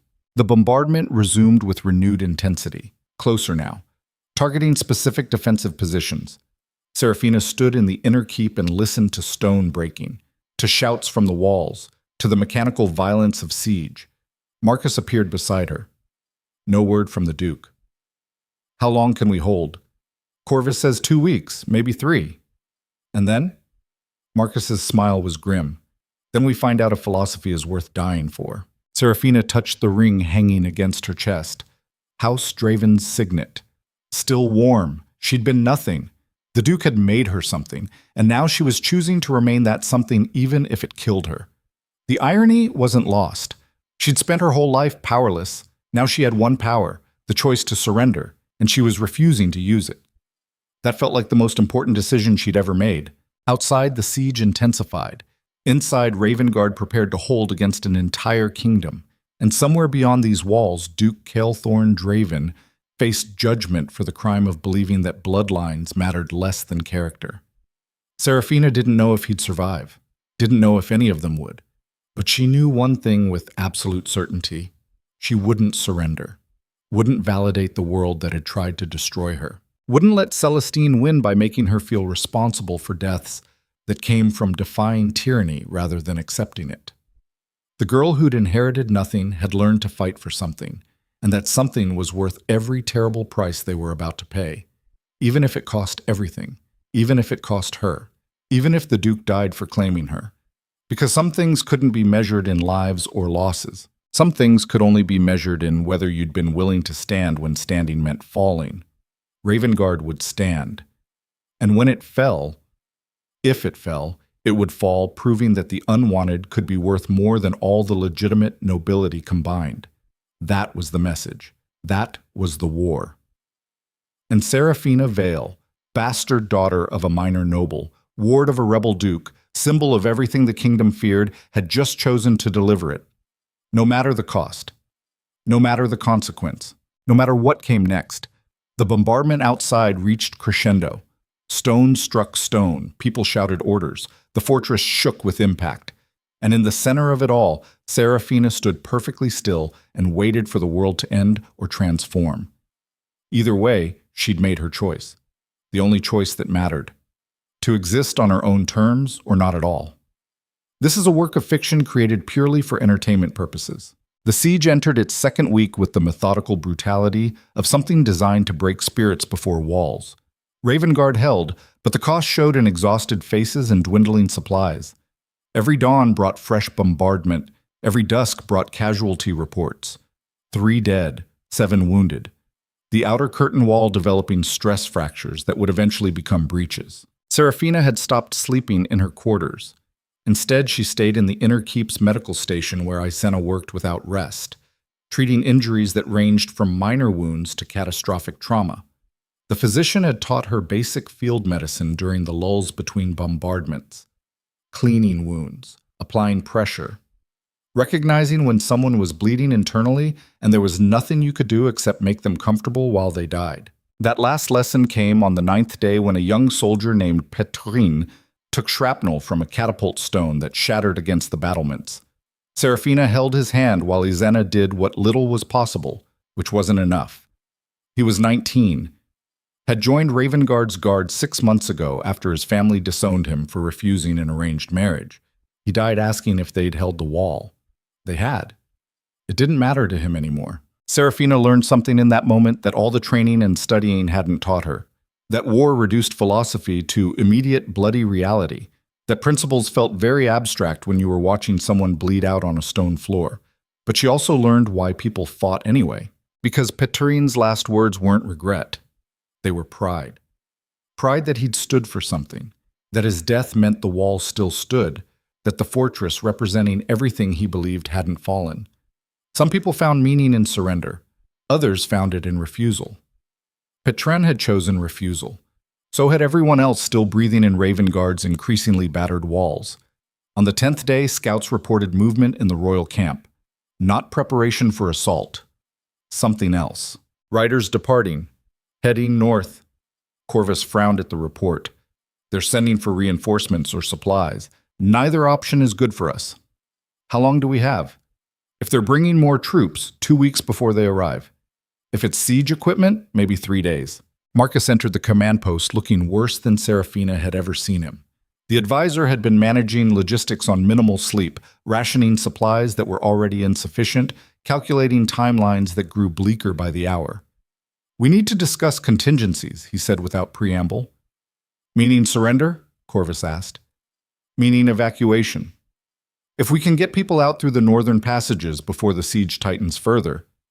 "We're not evacuating," Seraphina interrupted. Both men looked at her. She stood from where she'd been reviewing casualty lists. Her hands were still stained with Petrin's blood. She hadn't bothered washing it off. "People are dying," she said flatly. "People are suffering. But they chose this. Every single person here had opportunities to leave and didn't. Evacuating now dishonors their choice." Marcus's voice was gentle. "Seraphina, pragmatism isn't dishonor, saving lives when the outcome is inevitable. The outcome isn't inevitable until it happens." Corvus studied her with something like approval. "You sound like the Duke." "Good. He claimed me for a reason. Maybe this is it." The Master of Arms nodded slowly. "Then we hold. Until we can't." That night, Seraphina stood on the inner battlements watching fires burn in the royal camp. Hundreds of them. An army large enough to crush Ravengarde through sheer mass once they committed to full assault. She thought about the Duke. Wondered if Celestine's letter had been truth or manipulation. Wondered if he was imprisoned in the capital or fighting his way back. Wondered if he was already dead. The thought should have destroyed her. Instead, it crystallized something.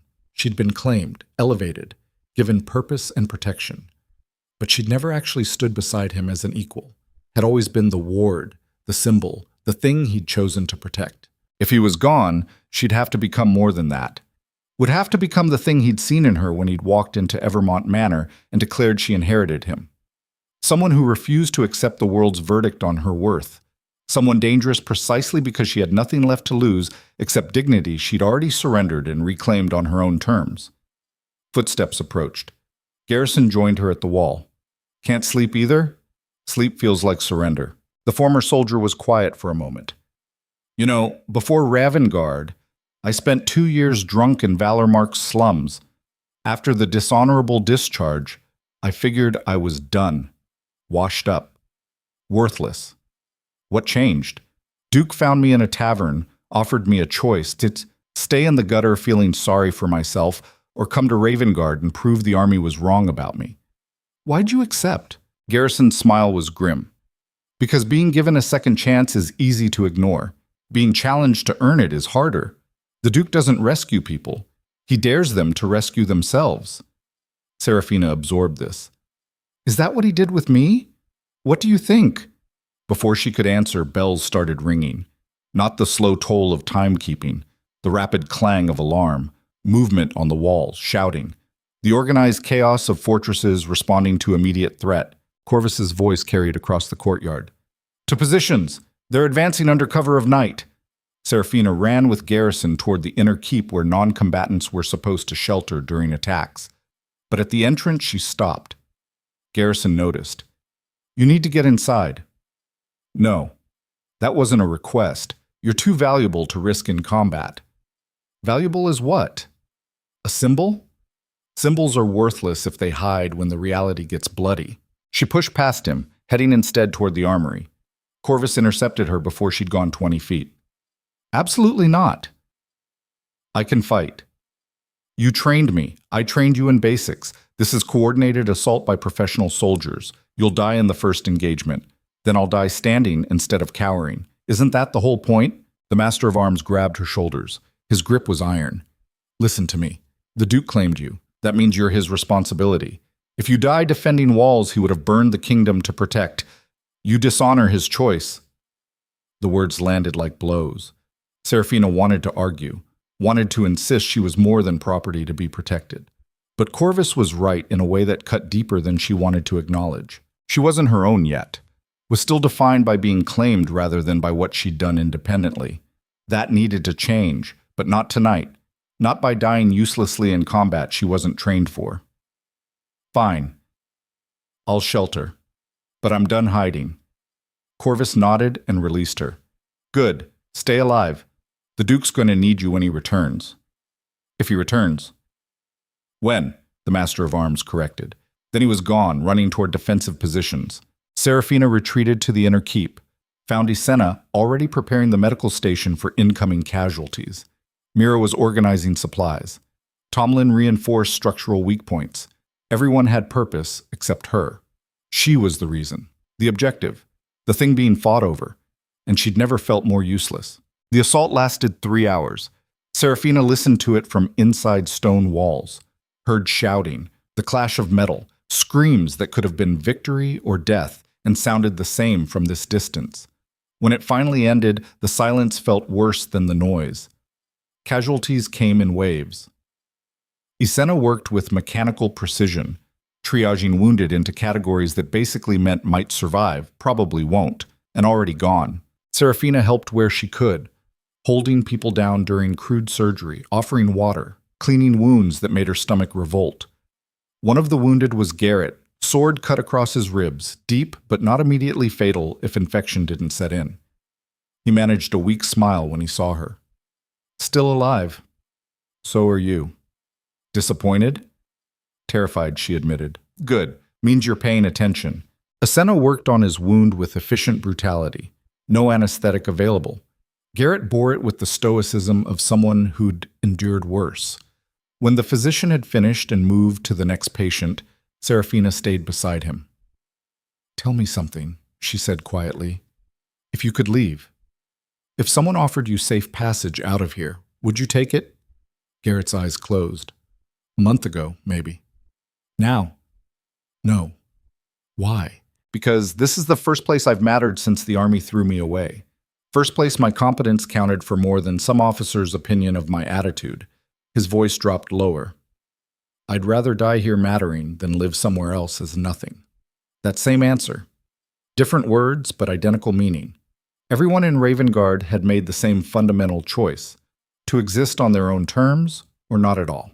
Dawn came gray and cold. The assault had been repelled, but the cost was visible. 12 dead, 23 wounded, a section of the outer wall showing structural damage that would fail under sustained bombardment. Marcus delivered the casualty report with exhausted precision. We held, but we can't sustain losses at this rate. How long? Week. Maybe 10 days before we're too depleted to maintain effective defense. And the Duke? No word. Seraphina looked at the map spread across the command table. Ravengarde marked in black. The siege lines in red. Approaches and defensive positions marked with symbols she'd learned to read over the past weeks. They were losing, slowly, inevitably, unless something changed. What if, she said carefully, we changed the equation? Marcus looked up. Meaning, what if I surrendered? Drew the siege off, bought you time? Absolutely not, Corvus said immediately. Hear me out.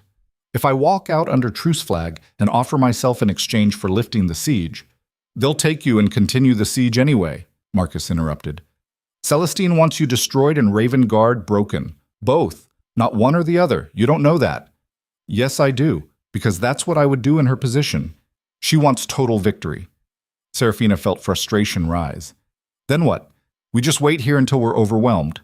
We wait, Corvus said firmly, for the Duke to return. And if he doesn't? Silence answered her. The question they'd all been avoiding. What happened if Celestine's letter had been truth? If Kaelthorn Draven was imprisoned or dead? If rescue wasn't coming? Did they hold until the end anyway? Die for a man who couldn't save them? For principles that seemed increasingly abstract against the reality of bodies piling up? Isenna appeared in the doorway. Her expression said everything. Another one? Marcus asked quietly. The physician nodded. Infection. Nothing I could do. Seraphina recognized the grief in her eyes.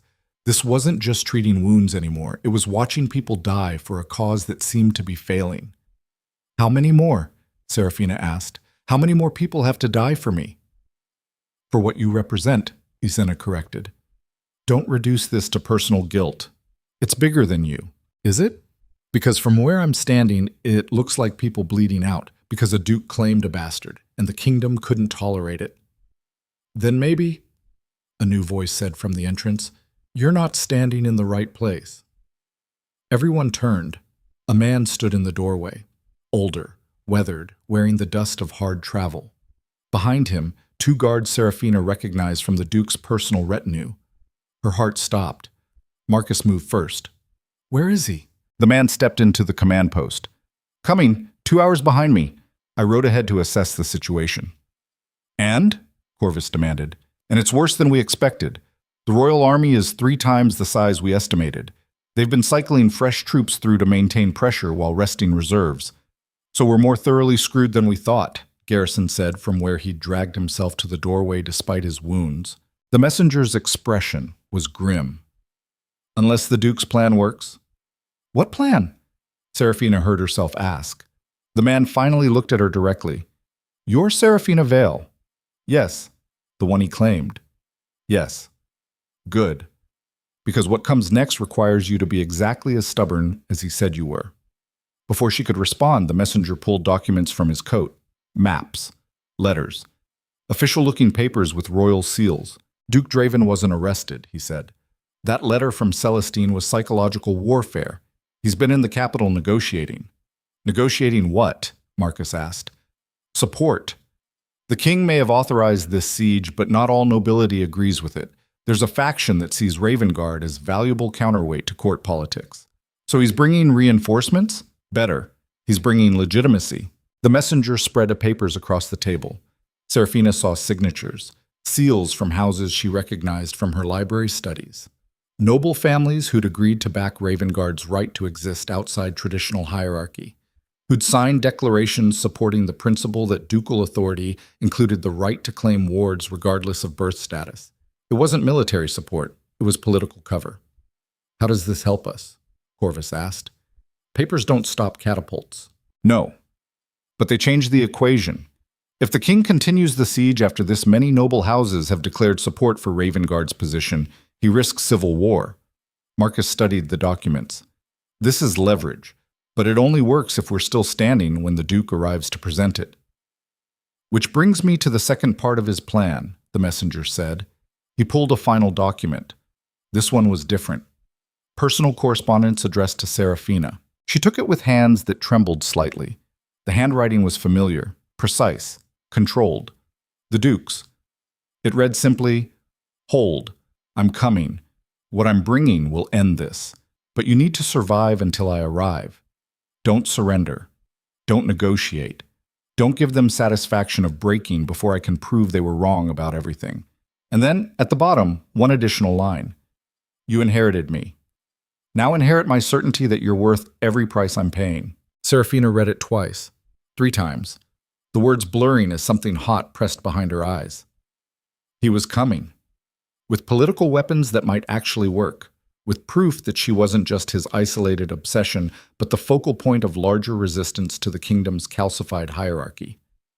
She wasn't alone in this. Had never been alone in this. The Duke had been fighting on a different battlefield while she'd thought herself abandoned. Marcus was already moving. Calculating. 2 hours until he arrives. Can we hold that long? Corvus considered. If they don't launch another assault. Maybe. They will, though, the messenger said. My presence was noted. They'll assume I brought information. They'll try to break us before whatever advantage I delivered can be used. Then we need to buy time. How? Garrison asked. We're already at maximum defensive posture. Seraphina looked up from the letter. By giving them what they think they want. Everyone looked at her. She met their gazes steadily. They want me. Think I'm the weak point. The thing the Duke values enough to compromise for. You're not surrendering, Corvus said immediately. No, but I can make them think I'm considering it. Buy time while they wait for my answer. Marcus's eyes narrowed. Dangerous. If they suspect deception, they won't, because I'll offer just enough truth to make it believable. She turned to the messenger. Can you get a message to the siege commander? Under truce flag, yes. Then here's what we do. The plan crystallized as she spoke. Simple, brutal, entirely dependent on the royal commander's arrogance. She would request parley, face-to-face negotiation, claim she was considering surrender but needed assurances about the Duke's safety. The commander would agree because he'd think victory was imminent, would hold assault to allow negotiation time. Meanwhile, Ravengarde would use every minute to shore up defenses and prepare for the Duke's arrival with his political weapons. It was a gamble built on deception and desperation. Marcus saw the flaws immediately. If they call your bluff, if they demand immediate surrender, then I'll refuse and we're back where we started. But we'll have bought ours. Maybe enough. Corvus didn't like it but couldn't argue with the logic. When? Now. Before they launch morning bombardment. The messenger looked uncertain. The Duke's instructions were to keep you safe. And I will be. Just differently than he expected. She moved toward the door before anyone could stop her. Garrison called after her. You know this is insane. Seraphina paused. Yes, but insanity seems to be Ravengarde's operational standard. She found white cloth in the medical supplies, fashioned it into a crude truce flag, walked to the main gate where guards stared at her like she'd lost her mind. Maybe she had, but madness and courage looked similar when everything was already lost and you were trying to buy minutes with words instead of blood. Open the gate, she commanded. The guard captain hesitated. The Duke isn't here. I am. Open it. Something in her voice must have carried authority she didn't know she possessed. The captain signaled. The gate cracked open just wide enough for a single person. Seraphina stepped through into no man's land between Ravengarde's walls and the siege lines. Behind her, Corvus shouted something. She didn't look back. Ahead, the royal army stirred. Soldiers noticing movement. Officers scrambling to respond to unexpected development. She walked forward with the white flag raised and her spine straight, and her heart hammering so hard she thought it might break through her ribs. This was the most dangerous thing she'd ever done. More than defying Celestine, more than choosing to stay during siege. This was walking directly toward the people who wanted her dead, and trusting they'd value her alive long enough to listen. Halfway across the open ground, a contingent rode out to meet her. 10 soldiers surrounding one man on a black horse. The commander was exactly what she expected. Middle-aged, professional, the kind of career military who'd spent decades following orders without questioning their morality. He stopped 10 feet away. Didn't dismount. You're Seraphina Vale. I am. You're aware you're under sentence to surrender yourself to royal custody. I'm aware of many things, including that the Duke of Ravengarde is en route here with documentation that changes this siege's legitimacy. The commander's expression didn't shift. We have no information supporting that claim. You will within hours. Which is why I'm requesting formal parley. To what purpose? To negotiate terms that don't result in unnecessary deaths on both sides. The only term available is your immediate surrender. Seraphina met his gaze. Then you're wasting military resources on a siege you could end with negotiation. I'm offering discussion. Reject it if you want. But explain to the king why you prioritize pride over efficiency. She was gambling he'd value appearing reasonable, that he'd see opportunity for victory without additional losses. The commander studied her for long seconds. Then he gestured. 1 hour.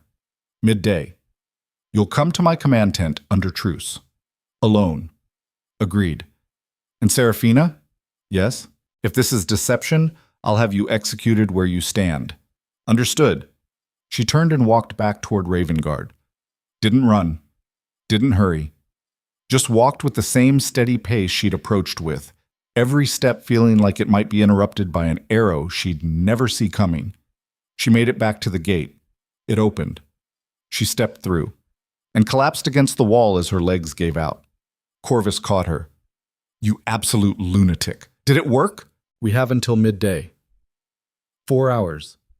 Is that enough? Has to be. They carried her back to the command post where Marcus was already calculating. The Duke's 2 hours out. If we can stretch your parley another hour beyond midday. I can't. The commander's not stupid. He'll know I'm stalling. Then we compress. Speed up the Duke's arrival. The messenger shook his head. He's pushing the horses as hard as possible already. Any faster risks breaking them. So we hold for 4 hours, Corvus said. Then Seraphina walks into enemy command and hopes her deception holds long enough for the Duke to arrive with his political weapons. When you say it like that, it sounds suicidal. That's because it is. Seraphina found water, drank. Her hands were shaking so badly she spilled half of it. Isena appeared with something in a cup. Drink this. It'll steady your nerves. What is it? Do you really want to know? She drank it, tasted like bitter herbs and regret. But the shaking subsided. 4 hours.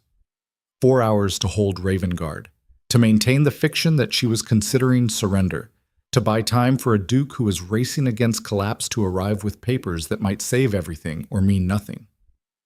4 hours until she walked into the enemy camp and faced whatever waited there. Seraphina looked around the command post, at Marcus calculating logistics, at Corvus reviewing defensive positions, at the messenger who'd ridden ahead to bring hope disguised as strategy, at Garrett leaning against the wall despite his wounds, at Isena preparing for casualties that would come regardless, at Tomlin and Mira and everyone else who'd chosen to stand here. They'd all gambled everything on principles that seemed increasingly fragile, that merit mattered more than birth, that the discarded deserved second chances, that power built on competence was stronger than power inherited through bloodlines, noble ideas that didn't stop arrows or catapult stones, but ideas that made people willing to die defending walls that represented something larger than immediate survival. Seraphina had been claimed by a man who believed those ideas enough to defy an entire kingdom. Now she had 4 hours to prove he'd been right. 4 hours until she faced the royal commander and tried to buy more time with nothing but words and desperate hope. 4 hours until the Duke arrived with his political weapons and they discovered whether philosophy could actually defeat military force. 4 hours. It felt like eternity, and an instant simultaneously. The morning bombardment never came. The royal army held position, waiting for midday parley.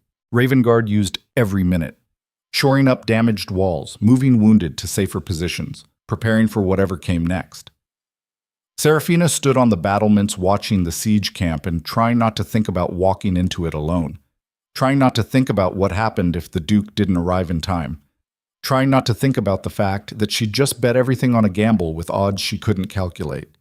The sun climbed toward noon with mechanical indifference, and in the distance, beyond sight but approaching with desperate speed, Duke Kaelthorn Draven rode toward the fortress he'd built, and the woman he'd claimed, and the confrontation that would determine whether either survived. Time compressed and expanded. Midday approached like judgment, and Seraphina prepared to walk into the enemy's grasp with nothing but determination and the Duke's letter folded against her heart. You inherited me. Now she had to prove she was worth the inheritance, or die trying. The bells tolled noon. It was time. This is a work of fiction created purely for entertainment purposes. The walk to the royal command tent was longer than the distance suggested. Every step carried weight that had nothing to do with physical movement.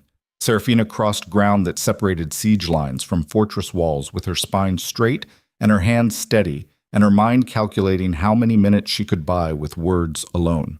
The commander's tent stood at the center of the encampment, larger than the others, flying banners that proclaimed royal authority. Guards flanked the entrance with the casual readiness of men who expected trouble and had protocols for managing it. They searched her with professional efficiency, found nothing because she'd brought nothing except desperation dressed as negotiation. Inside, the tent was sparse, a table with maps, chairs that suggested this would be formal discussion rather than interrogation. The commander stood beside a woman Seraphina recognized even though they'd never met. Lady Celestine Varel wore traveling clothes, but made them look like court finery through sheer presence. Her beauty was even more devastating up close. Perfect features arranged in an expression of polite interest that didn't quite hide the venom underneath. "So this is the famous bastard," Celestine said. Her voice carried the particular tone of someone examining an insect. "Smaller than I expected." The commander gestured to a chair. "Sit." Seraphina remained standing. "I'll stand. Thank you." It wasn't defiance exactly, just refusal to accept the power dynamic they were establishing. Celestine's smile sharpened, still playing at dignity. "How charming." The commander moved to the table. "You requested parley. State your terms." Seraphina met his gaze. I'm willing to discuss my surrender in exchange for verified assurances regarding Duke Draven's safety and the immediate cessation of hostilities against Ravengarde. The Duke is being held pending trial, Celestine interjected. His safety is contingent on cooperation. Yours and his define cooperation. You surrender immediately. Present yourself to royal custody. The Duke publicly acknowledges his error in elevating you. Ravengarde accepts crown oversight. And in exchange, the Duke faces exile rather than execution. Ravengarde's residents receive amnesty. Seraphina let silence hang. She was counting minutes in her head. The Duke was maybe 90 minutes out. She needed to stretch this conversation as long as possible. I need verification, she said finally. That the Duke is actually imprisoned, that these terms are genuine rather than manipulation. Celestine's eyes narrowed. You doubt my word? I doubt everyone's word. Recent experience taught me that trusting promises from nobility is how you end up with nothing. The commander's expression shifted slightly, something that might have been respect. Verification can be arranged. We have correspondence from the capital.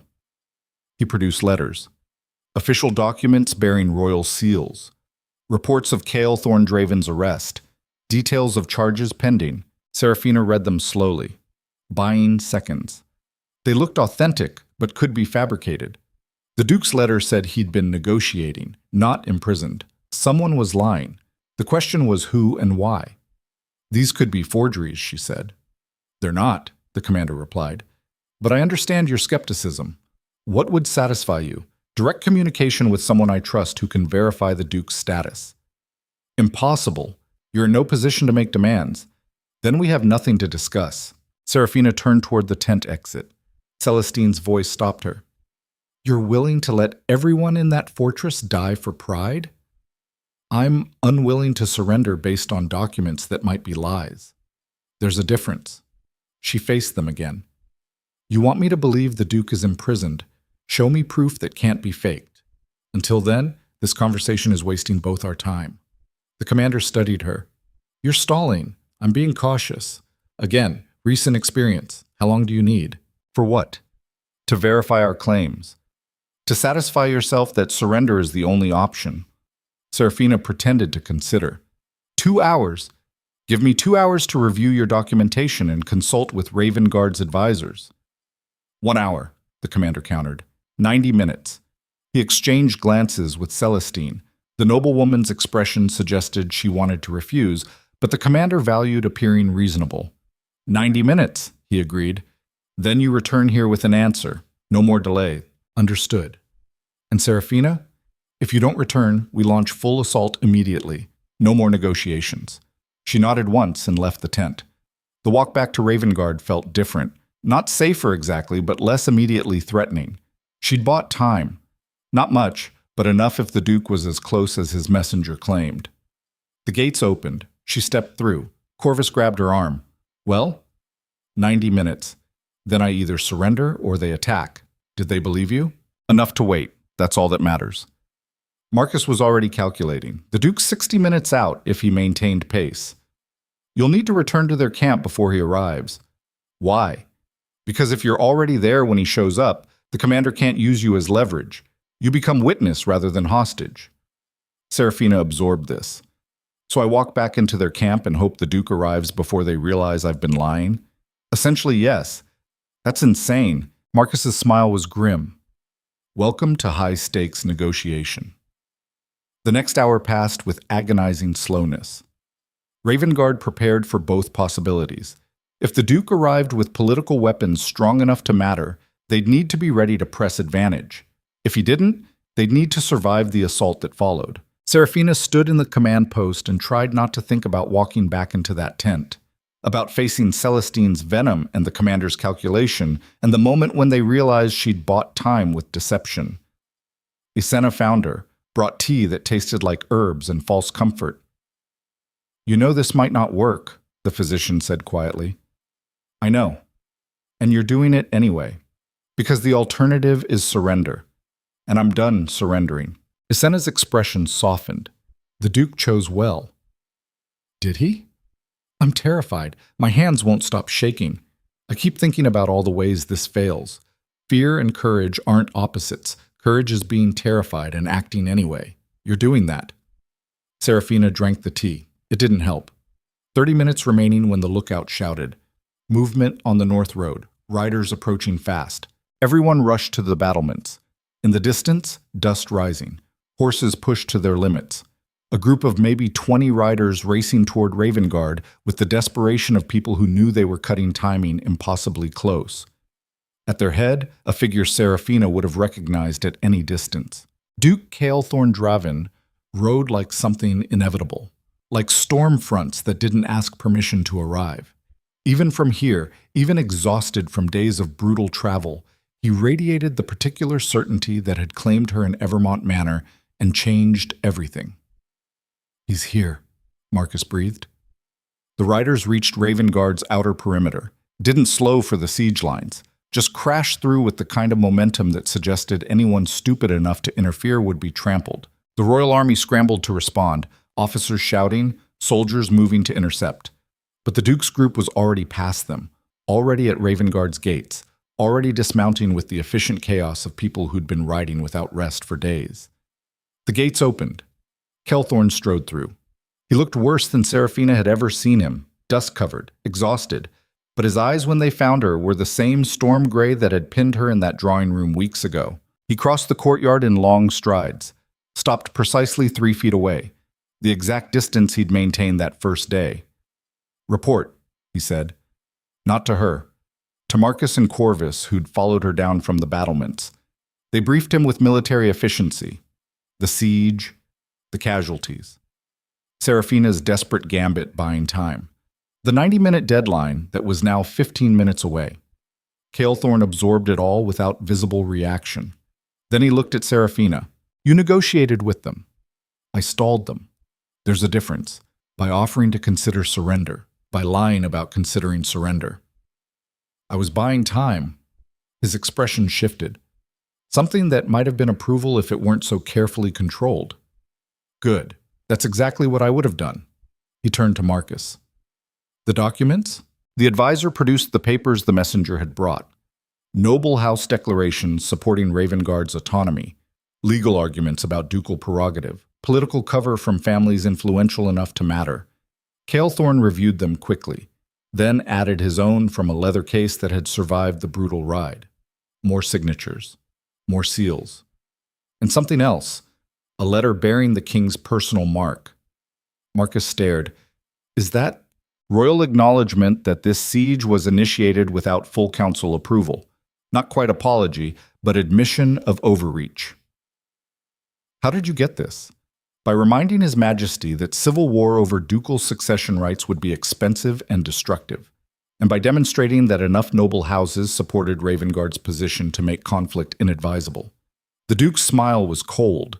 Turns out threatening the kingdom's stability gets attention, especially when you have documentation proving you're not isolated rebel, but focal point of broader dissatisfaction with current power structures. So we have leverage, Corvus said. We have weapons.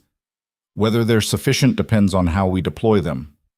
Kaelthorn looked at Seraphina again. You're supposed to return to their camp in 10 minutes. Yes, you'll return, but not alone. I'm coming with you. Your Grace, Marcus started. That's non-negotiable, Kaelthorn interrupted. She walked into danger to buy time for my arrival. I'm not letting her face the consequences alone. He moved toward the armory, started strapping on weapons with the efficiency of long practice. Sword, daggers, not ceremonial, combat ready. We're negotiating, not fighting, Marcus protested. We're demonstrating that negotiation is option, not requirement. There's a difference. 5 minutes later, Seraphina and Kaelthorn walked out of Ravengarde together, side by side this time. Not ward and protector, something closer to equals. The royal camp had clearly seen the Duke's arrival. Soldiers stood at heightened alert.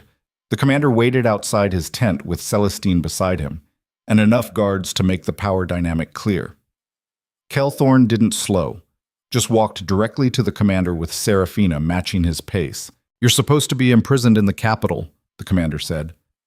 I was negotiating in the capital. Imprisonment was creative fiction designed to pressure surrender. He gestured to Celestine. Lady Varel was quite convincing. I'm almost impressed by the deception. Celestine's composure cracked. You were seen being taken into custody. I was seen entering the palace for meetings.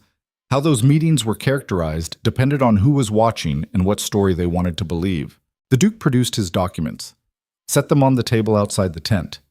These are declarations from 17 noble houses supporting Ravengarde's autonomy, legal briefs arguing ducal prerogative, and royal acknowledgement that this siege was initiated through irregular channels.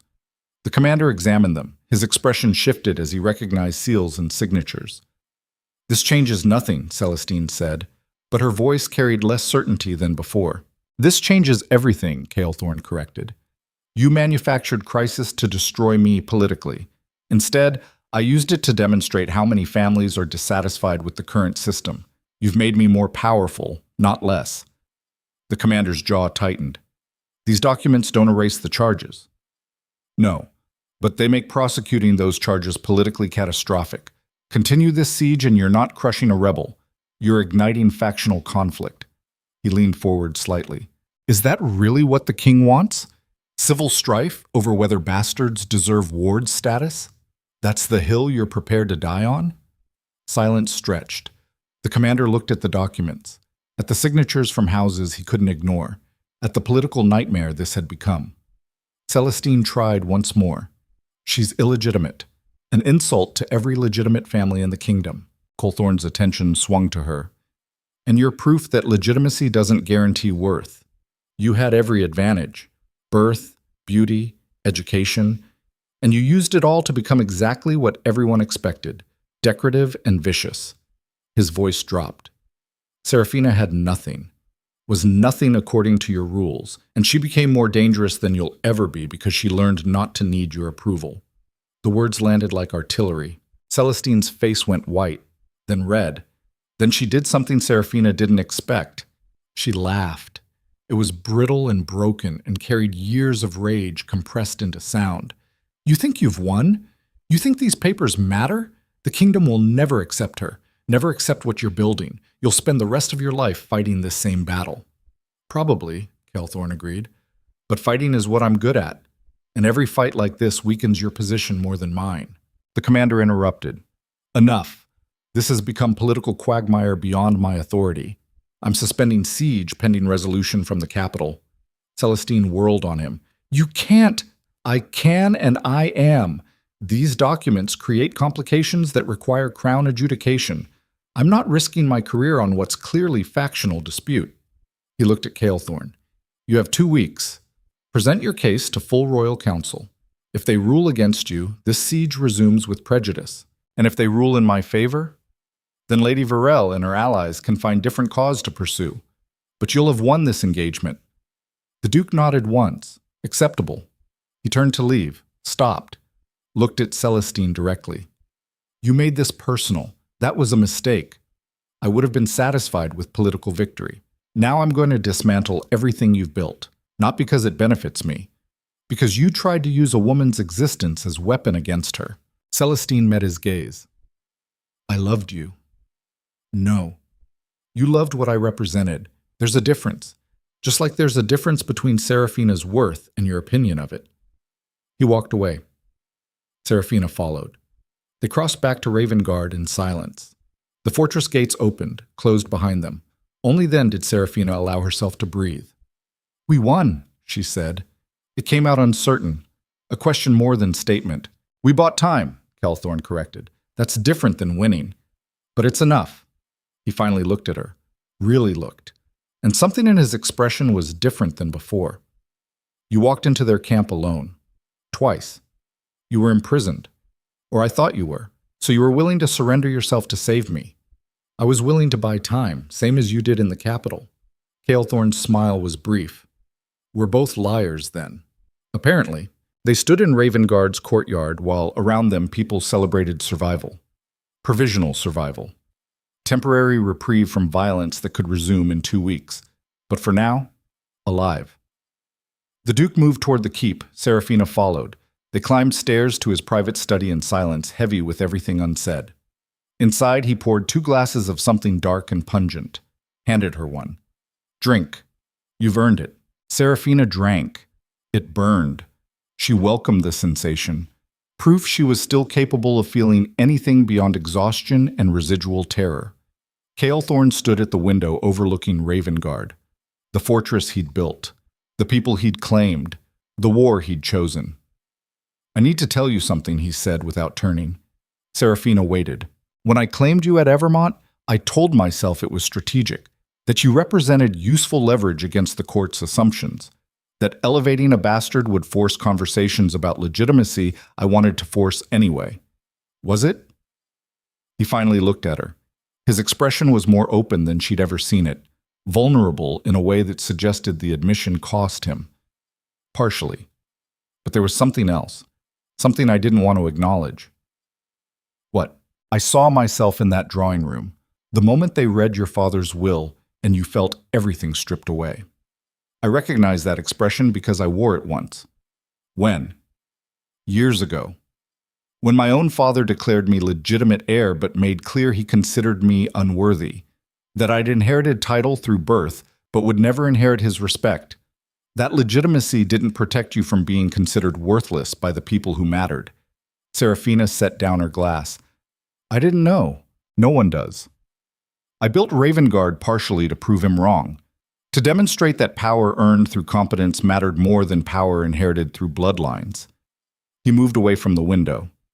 "And then I saw you, standing in that manor while your stepfamily mocked you. And I saw the same choice I'd faced. Break or harden. Accept their verdict or reject it entirely. You wanted to see which I'd choose. I needed to see. Because if you broke, you'd prove my father right. That some people are fundamentally unworthy regardless of circumstance. But if you hardened, then you'd prove him wrong," Seraphina finished, "by proving I was worth claiming despite having nothing." Kaelthorn nodded slowly. "I used you, made you into philosophical experiment, put you in danger because I needed evidence that I'd been right to build this place, that the unwanted could become indispensable." His voice dropped. "That was unfair, manipulative. I claimed you for my own validation as much as your protection." Seraphina absorbed this. She should be angry, should feel used. Instead, she felt oddly liberated, because it meant she wasn't special, wasn't uniquely chosen, was just one more person the Duke had gambled on because he needed to believe his philosophy worked. That made her worth self-determined rather than bestowed. "Did it work?" she asked. "Did I prove what you needed?" Kaelthorn's smile was complicated. "You proved more than I expected. I thought you'd survive, become competent, maybe even valuable. And instead you walked into enemy camp twice, bought time with nothing but determination, refused surrender even when it would have saved lives." He crossed to stand directly in front of her. "You didn't just survive. You became exactly what I claimed you were before you'd actually become it. Someone who refuses to accept the world's judgment, who makes worth through action rather than inheritance. So your experiment worked." "My experiment," Kaelthorn said quietly, "made me realize I was wrong about something fundamental." "What?" "I thought claiming you was about proving a point, demonstrating philosophical position, using your existence as weapon against the kingdom's assumptions. Wasn't it? At first. But somewhere between Evermont Manor and now, it became something different." His hand touched her face, gentle, uncertain in a way she'd never seen from him. "It became about you specifically, not what you represented, not the political utility. You." Seraphina's breath caught. "I don't understand." "Neither do I," he admitted. "I've spent years avoiding exactly this. Emotional attachment, caring about someone beyond their strategic value. It's a weakness, a vulnerability enemies can exploit. But watching you stand in that drawing room today, facing Celestine and the commander with nothing but refusal to break, I realized I'd stopped seeing you as statement and started seeing you as..." He stopped, struggled with words that clearly didn't come easily. "As someone I'd burned the kingdom to protect. Not because of what you represent, because of who you are." The admission hung between them. Seraphina had spent weeks learning to fight, to navigate politics, to survive in a world that wanted her erased. She'd learned violence and strategy and how to read power dynamics. But no one had taught her how to handle this. The Duke of Ravengarde. The monster everyone feared. The man who'd claimed her with cold calculation and strategic purpose, standing in front of her admitting he'd developed feelings he didn't want and couldn't control. "I don't know what to say," she managed. "Neither do I. Which is why I'm saying it badly." Kaelthorn stepped back, gave her space. "You don't owe me reciprocation. You're here because I claimed you, because I gave you protection and purpose. That creates obligation, not affection." "Does it?" The question surprised him. Seraphina found herself smiling despite everything. "You think I stayed during siege because of obligation? That I walked into enemy camp because you commanded it? You assumed wrong. I stayed because this fortress became more home than Evermont ever was. I fought because the people here matter. I risked everything because what Ravengarde represents is worth the cost." She moved closer. "And you're part of that. Not the Duke, not the title or the power. Just you. The man who claimed a bastard knowing it would create enemies. Who built refuge for the unwanted. Who admitted using me but did it honestly. I manipulated you. Everyone manipulates everyone. You were just honest about it afterward. That's rarer than you think." Seraphina touched the ring hanging against her chest, the Draven signet she'd worn since that first day. "You said I inherited you. I spent weeks trying to understand what that meant, what I was supposed to become. And now I think I understand. I didn't inherit position or protection. I inherited choice. The choice to define myself outside their rules, to build worth through action, to refuse their verdict on my existence." She met his gaze directly. "You gave me that. Not through claiming me, through showing me it was possible. That someone could look at the kingdom's hierarchy and decide it was optional. That's what you inherited. Permission to become yourself, rather than what they decided you should be." Kaelthorn's expression shifted, something vulnerable and fierce simultaneously. "And what have you decided to become? Someone who stands beside you rather than behind you. Someone who fights for this place because I chose it, not because you commanded it. Someone who—" She stopped. The words were there, but terrifying to speak. He waited, patient in a way that suggested he understood the weight of admission. "Someone who loves you," Seraphina finished. "Not because you're the Duke, not because you claimed me, because you're the first person who ever saw me and decided I was worth the trouble." The silence that followed felt enormous. Then Kaelthorn closed the distance between them. His hands framed her face with a gentleness that contradicted everything she'd learned about him. When he kissed her, it wasn't conquest or claim. It was surrender. The monster everyone feared. The Duke who'd defied kingdoms. The man who'd built fortress on principles of earned worth. Surrendering to something he couldn't control or strategize or weaponize. Just feeling. Just connection. Just two people who'd been discarded by the world they were born into and found each other in the wreckage. When they finally broke apart, Seraphina was shaking. Kaelthorn's forehead rested against hers. "I don't know how to do this," he admitted. "How to care about someone without making them into strategic asset." "Then we'll learn together. We've learned everything else the hard way." His laugh was brief and genuine. True.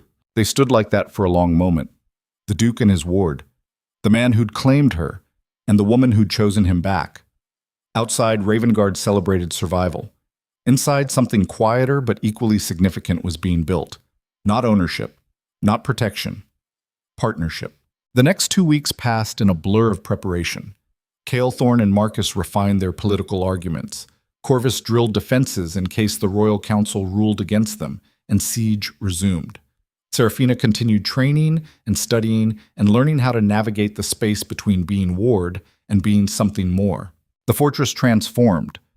What had been siege installation became home again. People returned to routines interrupted by violence. Gardens were replanted, damaged walls repaired. Life asserting itself against death's temporary victory. On the 13th day, they departed for the capital. Kaelthorn insisted Seraphina come, not as symbol or leverage, but as witness to what she'd helped create. The journey took 3 days. They rode with contingent large enough to be safe, but small enough to avoid looking like invasion. Marcus brought documentation. Corvus brought security. Seraphina brought determination dressed as composure. The capital was everything Evermont had pretended to be. Massive. Wealthy. Beautiful in the way power always managed to look beautiful by hiding the ugliness that funded it. The royal palace dominated the city center, white stone and gold trim, banners everywhere. The physical embodiment of inherited authority. They were received with cold formality, shown to quarters. Informed the council would convene the following morning. That night, Seraphina stood at the window of her chamber and looked out over the city. Thought about the girl who'd stood in Evermont Manor being told she inherited nothing. That girl would have been terrified of this place. Would have felt small and worthless and fundamentally inadequate. The woman she'd become felt different. Not fearless, but certain that her worth wasn't determined by whether nobles approved of her existence. Kaelthorn found her there, stood beside her in comfortable silence. "Tomorrow," he said quietly, "we find out if philosophy defeats tradition. And if it doesn't, then we've proven we were willing to try.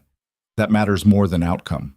Seraphina leaned against him, felt his arm come around her shoulders. "Whatever happens tomorrow, thank you." "For what?" "For seeing me when I was nothing. For claiming me when it would have been easier not to.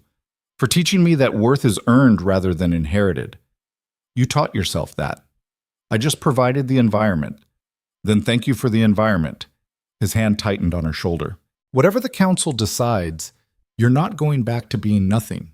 Even if they rule against us, even if Ravengarde falls, you've become someone they can't erase just by declaring you illegitimate." "I know." And she did, finally, completely. The girl from Evermont was gone. The woman who stood in the capital was something the kingdom hadn't anticipated. Someone who'd inherited nothing and built everything. Morning came with gray light and formal summons. The council chamber was designed for intimidation.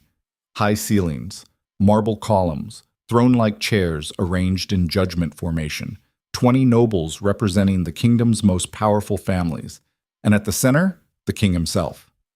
Kaelthorn and Seraphina entered together, stood before the council with spines straight and expressions neutral. The king spoke first. His voice carried the particular weariness of someone who'd ruled long enough to be tired of conflict. "Duke Draven, you stand accused of conduct unbecoming your station, of elevating illegitimate persons to positions of status, of defying royal command. How do you respond?" Kaelthorn's answer was clear and unflinching. "I respond that the charges are accurate, but the characterization is wrong. I elevated competent person toward status because competence matters more than birth. I defied commands I considered unjust. And my conduct reflects my understanding that ducal authority includes right to determine my own household." He produced the documents. Marcus distributed them to council members. "These declarations support my position. 17 noble houses agree that ducal prerogative extends toward selection. That legitimacy is insufficient basis for restricting competent individuals from positions they're qualified to hold." One council member spoke. "Lord Harwick, elderly and traditional. But she's a bastard. That alone means nothing," Kaelthorn interrupted, "except to people who need arbitrary distinctions to feel superior." Gasps from several nobles. The king raised a hand. "Continue, Duke Draven." "Bastards exist because legitimate families failed to honor commitments. Because men like Lord Edmund Vale abandoned children they created. Punishing those children for their parents' failures is convenient fiction that protects powerful people from consequences." He looked at each council member in turn. "Seraphina Vale is competent, educated, capable. The only thing disqualifying her from ward status is your insistence that birth circumstances matter more than actual merit." Celestine was present in the gallery. Her voice rang out. "She's an insult, a symbol of everything wrong with abandoning tradition." "No," Kaelthorn said coldly. "She's evidence that your traditions are built on cruelty dressed as propriety." He turned back to the council. "I'm not asking permission to keep my ward. I'm informing you that I will keep her regardless of your ruling. The question is whether you recognize that ducal authority extends to household management or whether you want civil conflict over philosophical differences." The chamber erupted. Arguments, accusations, nobles shouting over each other. The king let it continue for precisely 1 minute. Then he raised his hand again. Silence fell. "Lady Vale," he said, "step forward." Seraphina's heart stopped.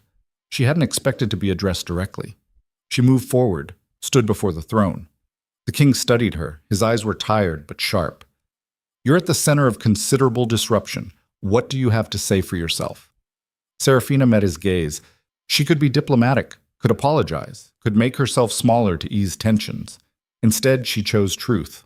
Your Majesty, I have nothing to apologize for.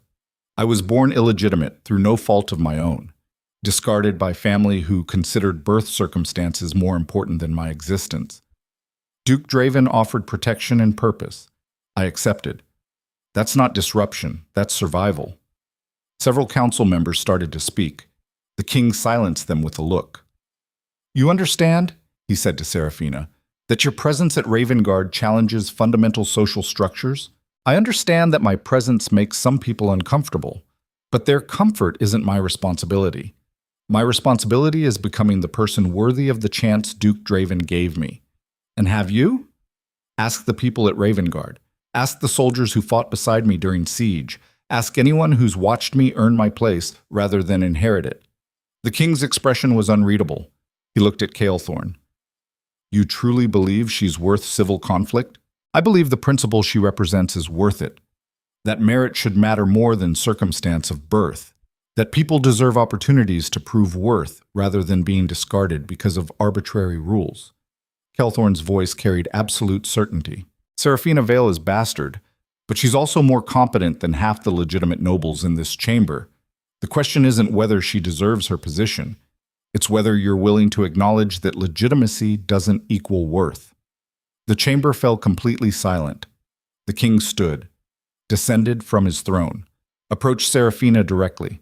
Up close, he looked even more tired, worn down by decades of navigating exactly these kinds of conflicts. Do you love him? The king asked quietly. The Duke? Seraphina didn't hesitate. Yes. Why?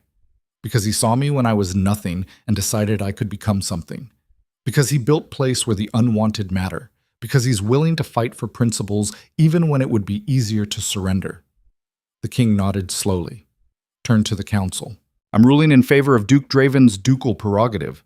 Ward selection falls within household management authority.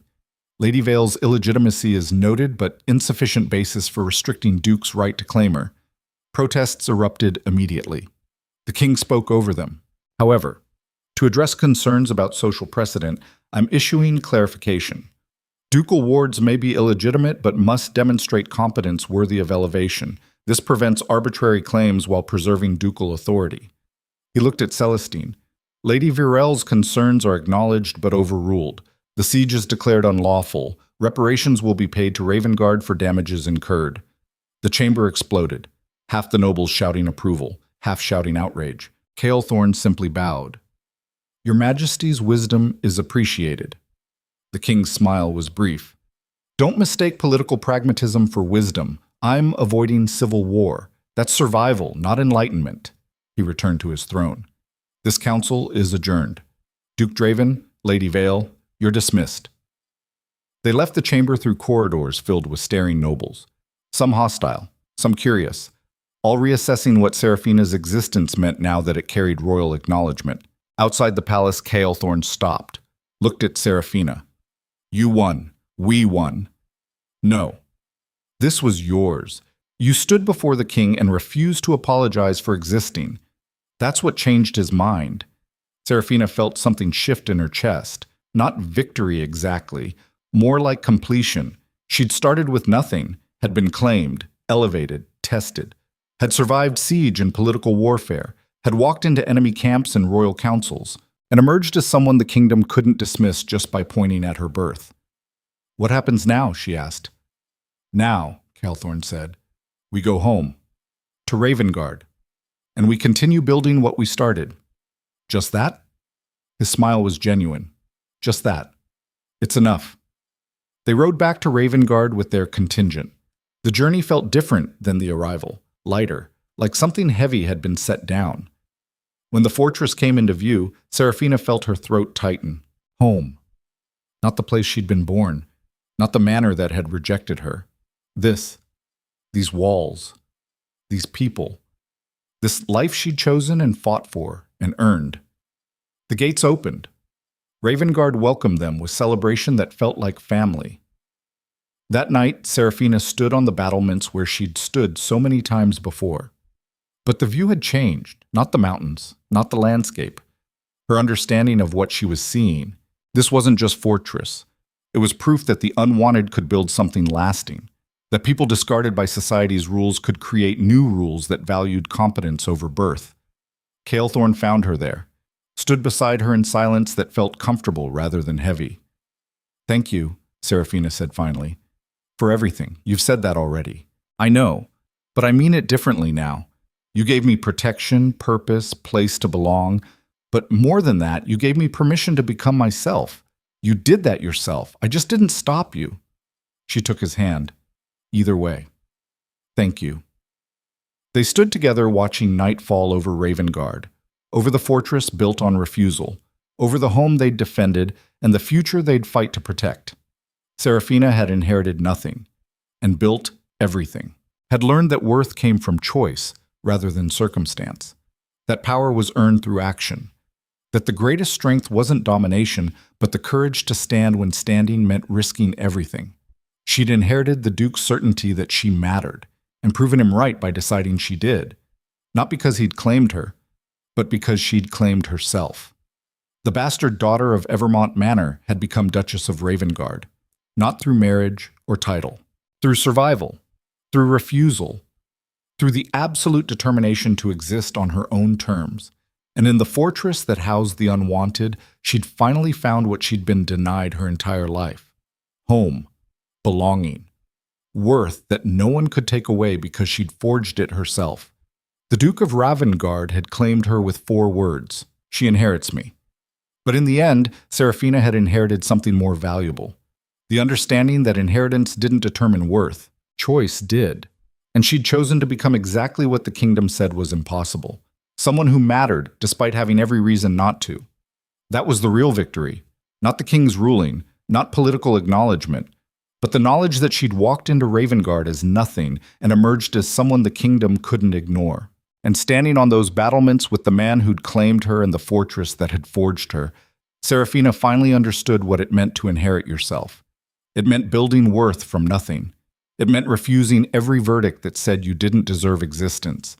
It meant standing in the ruins of what you'd been and constructing something stronger from the wreckage. That was her inheritance, and she'd earned every brutal, beautiful moment of it. This is a work of fiction created purely for entertainment purposes.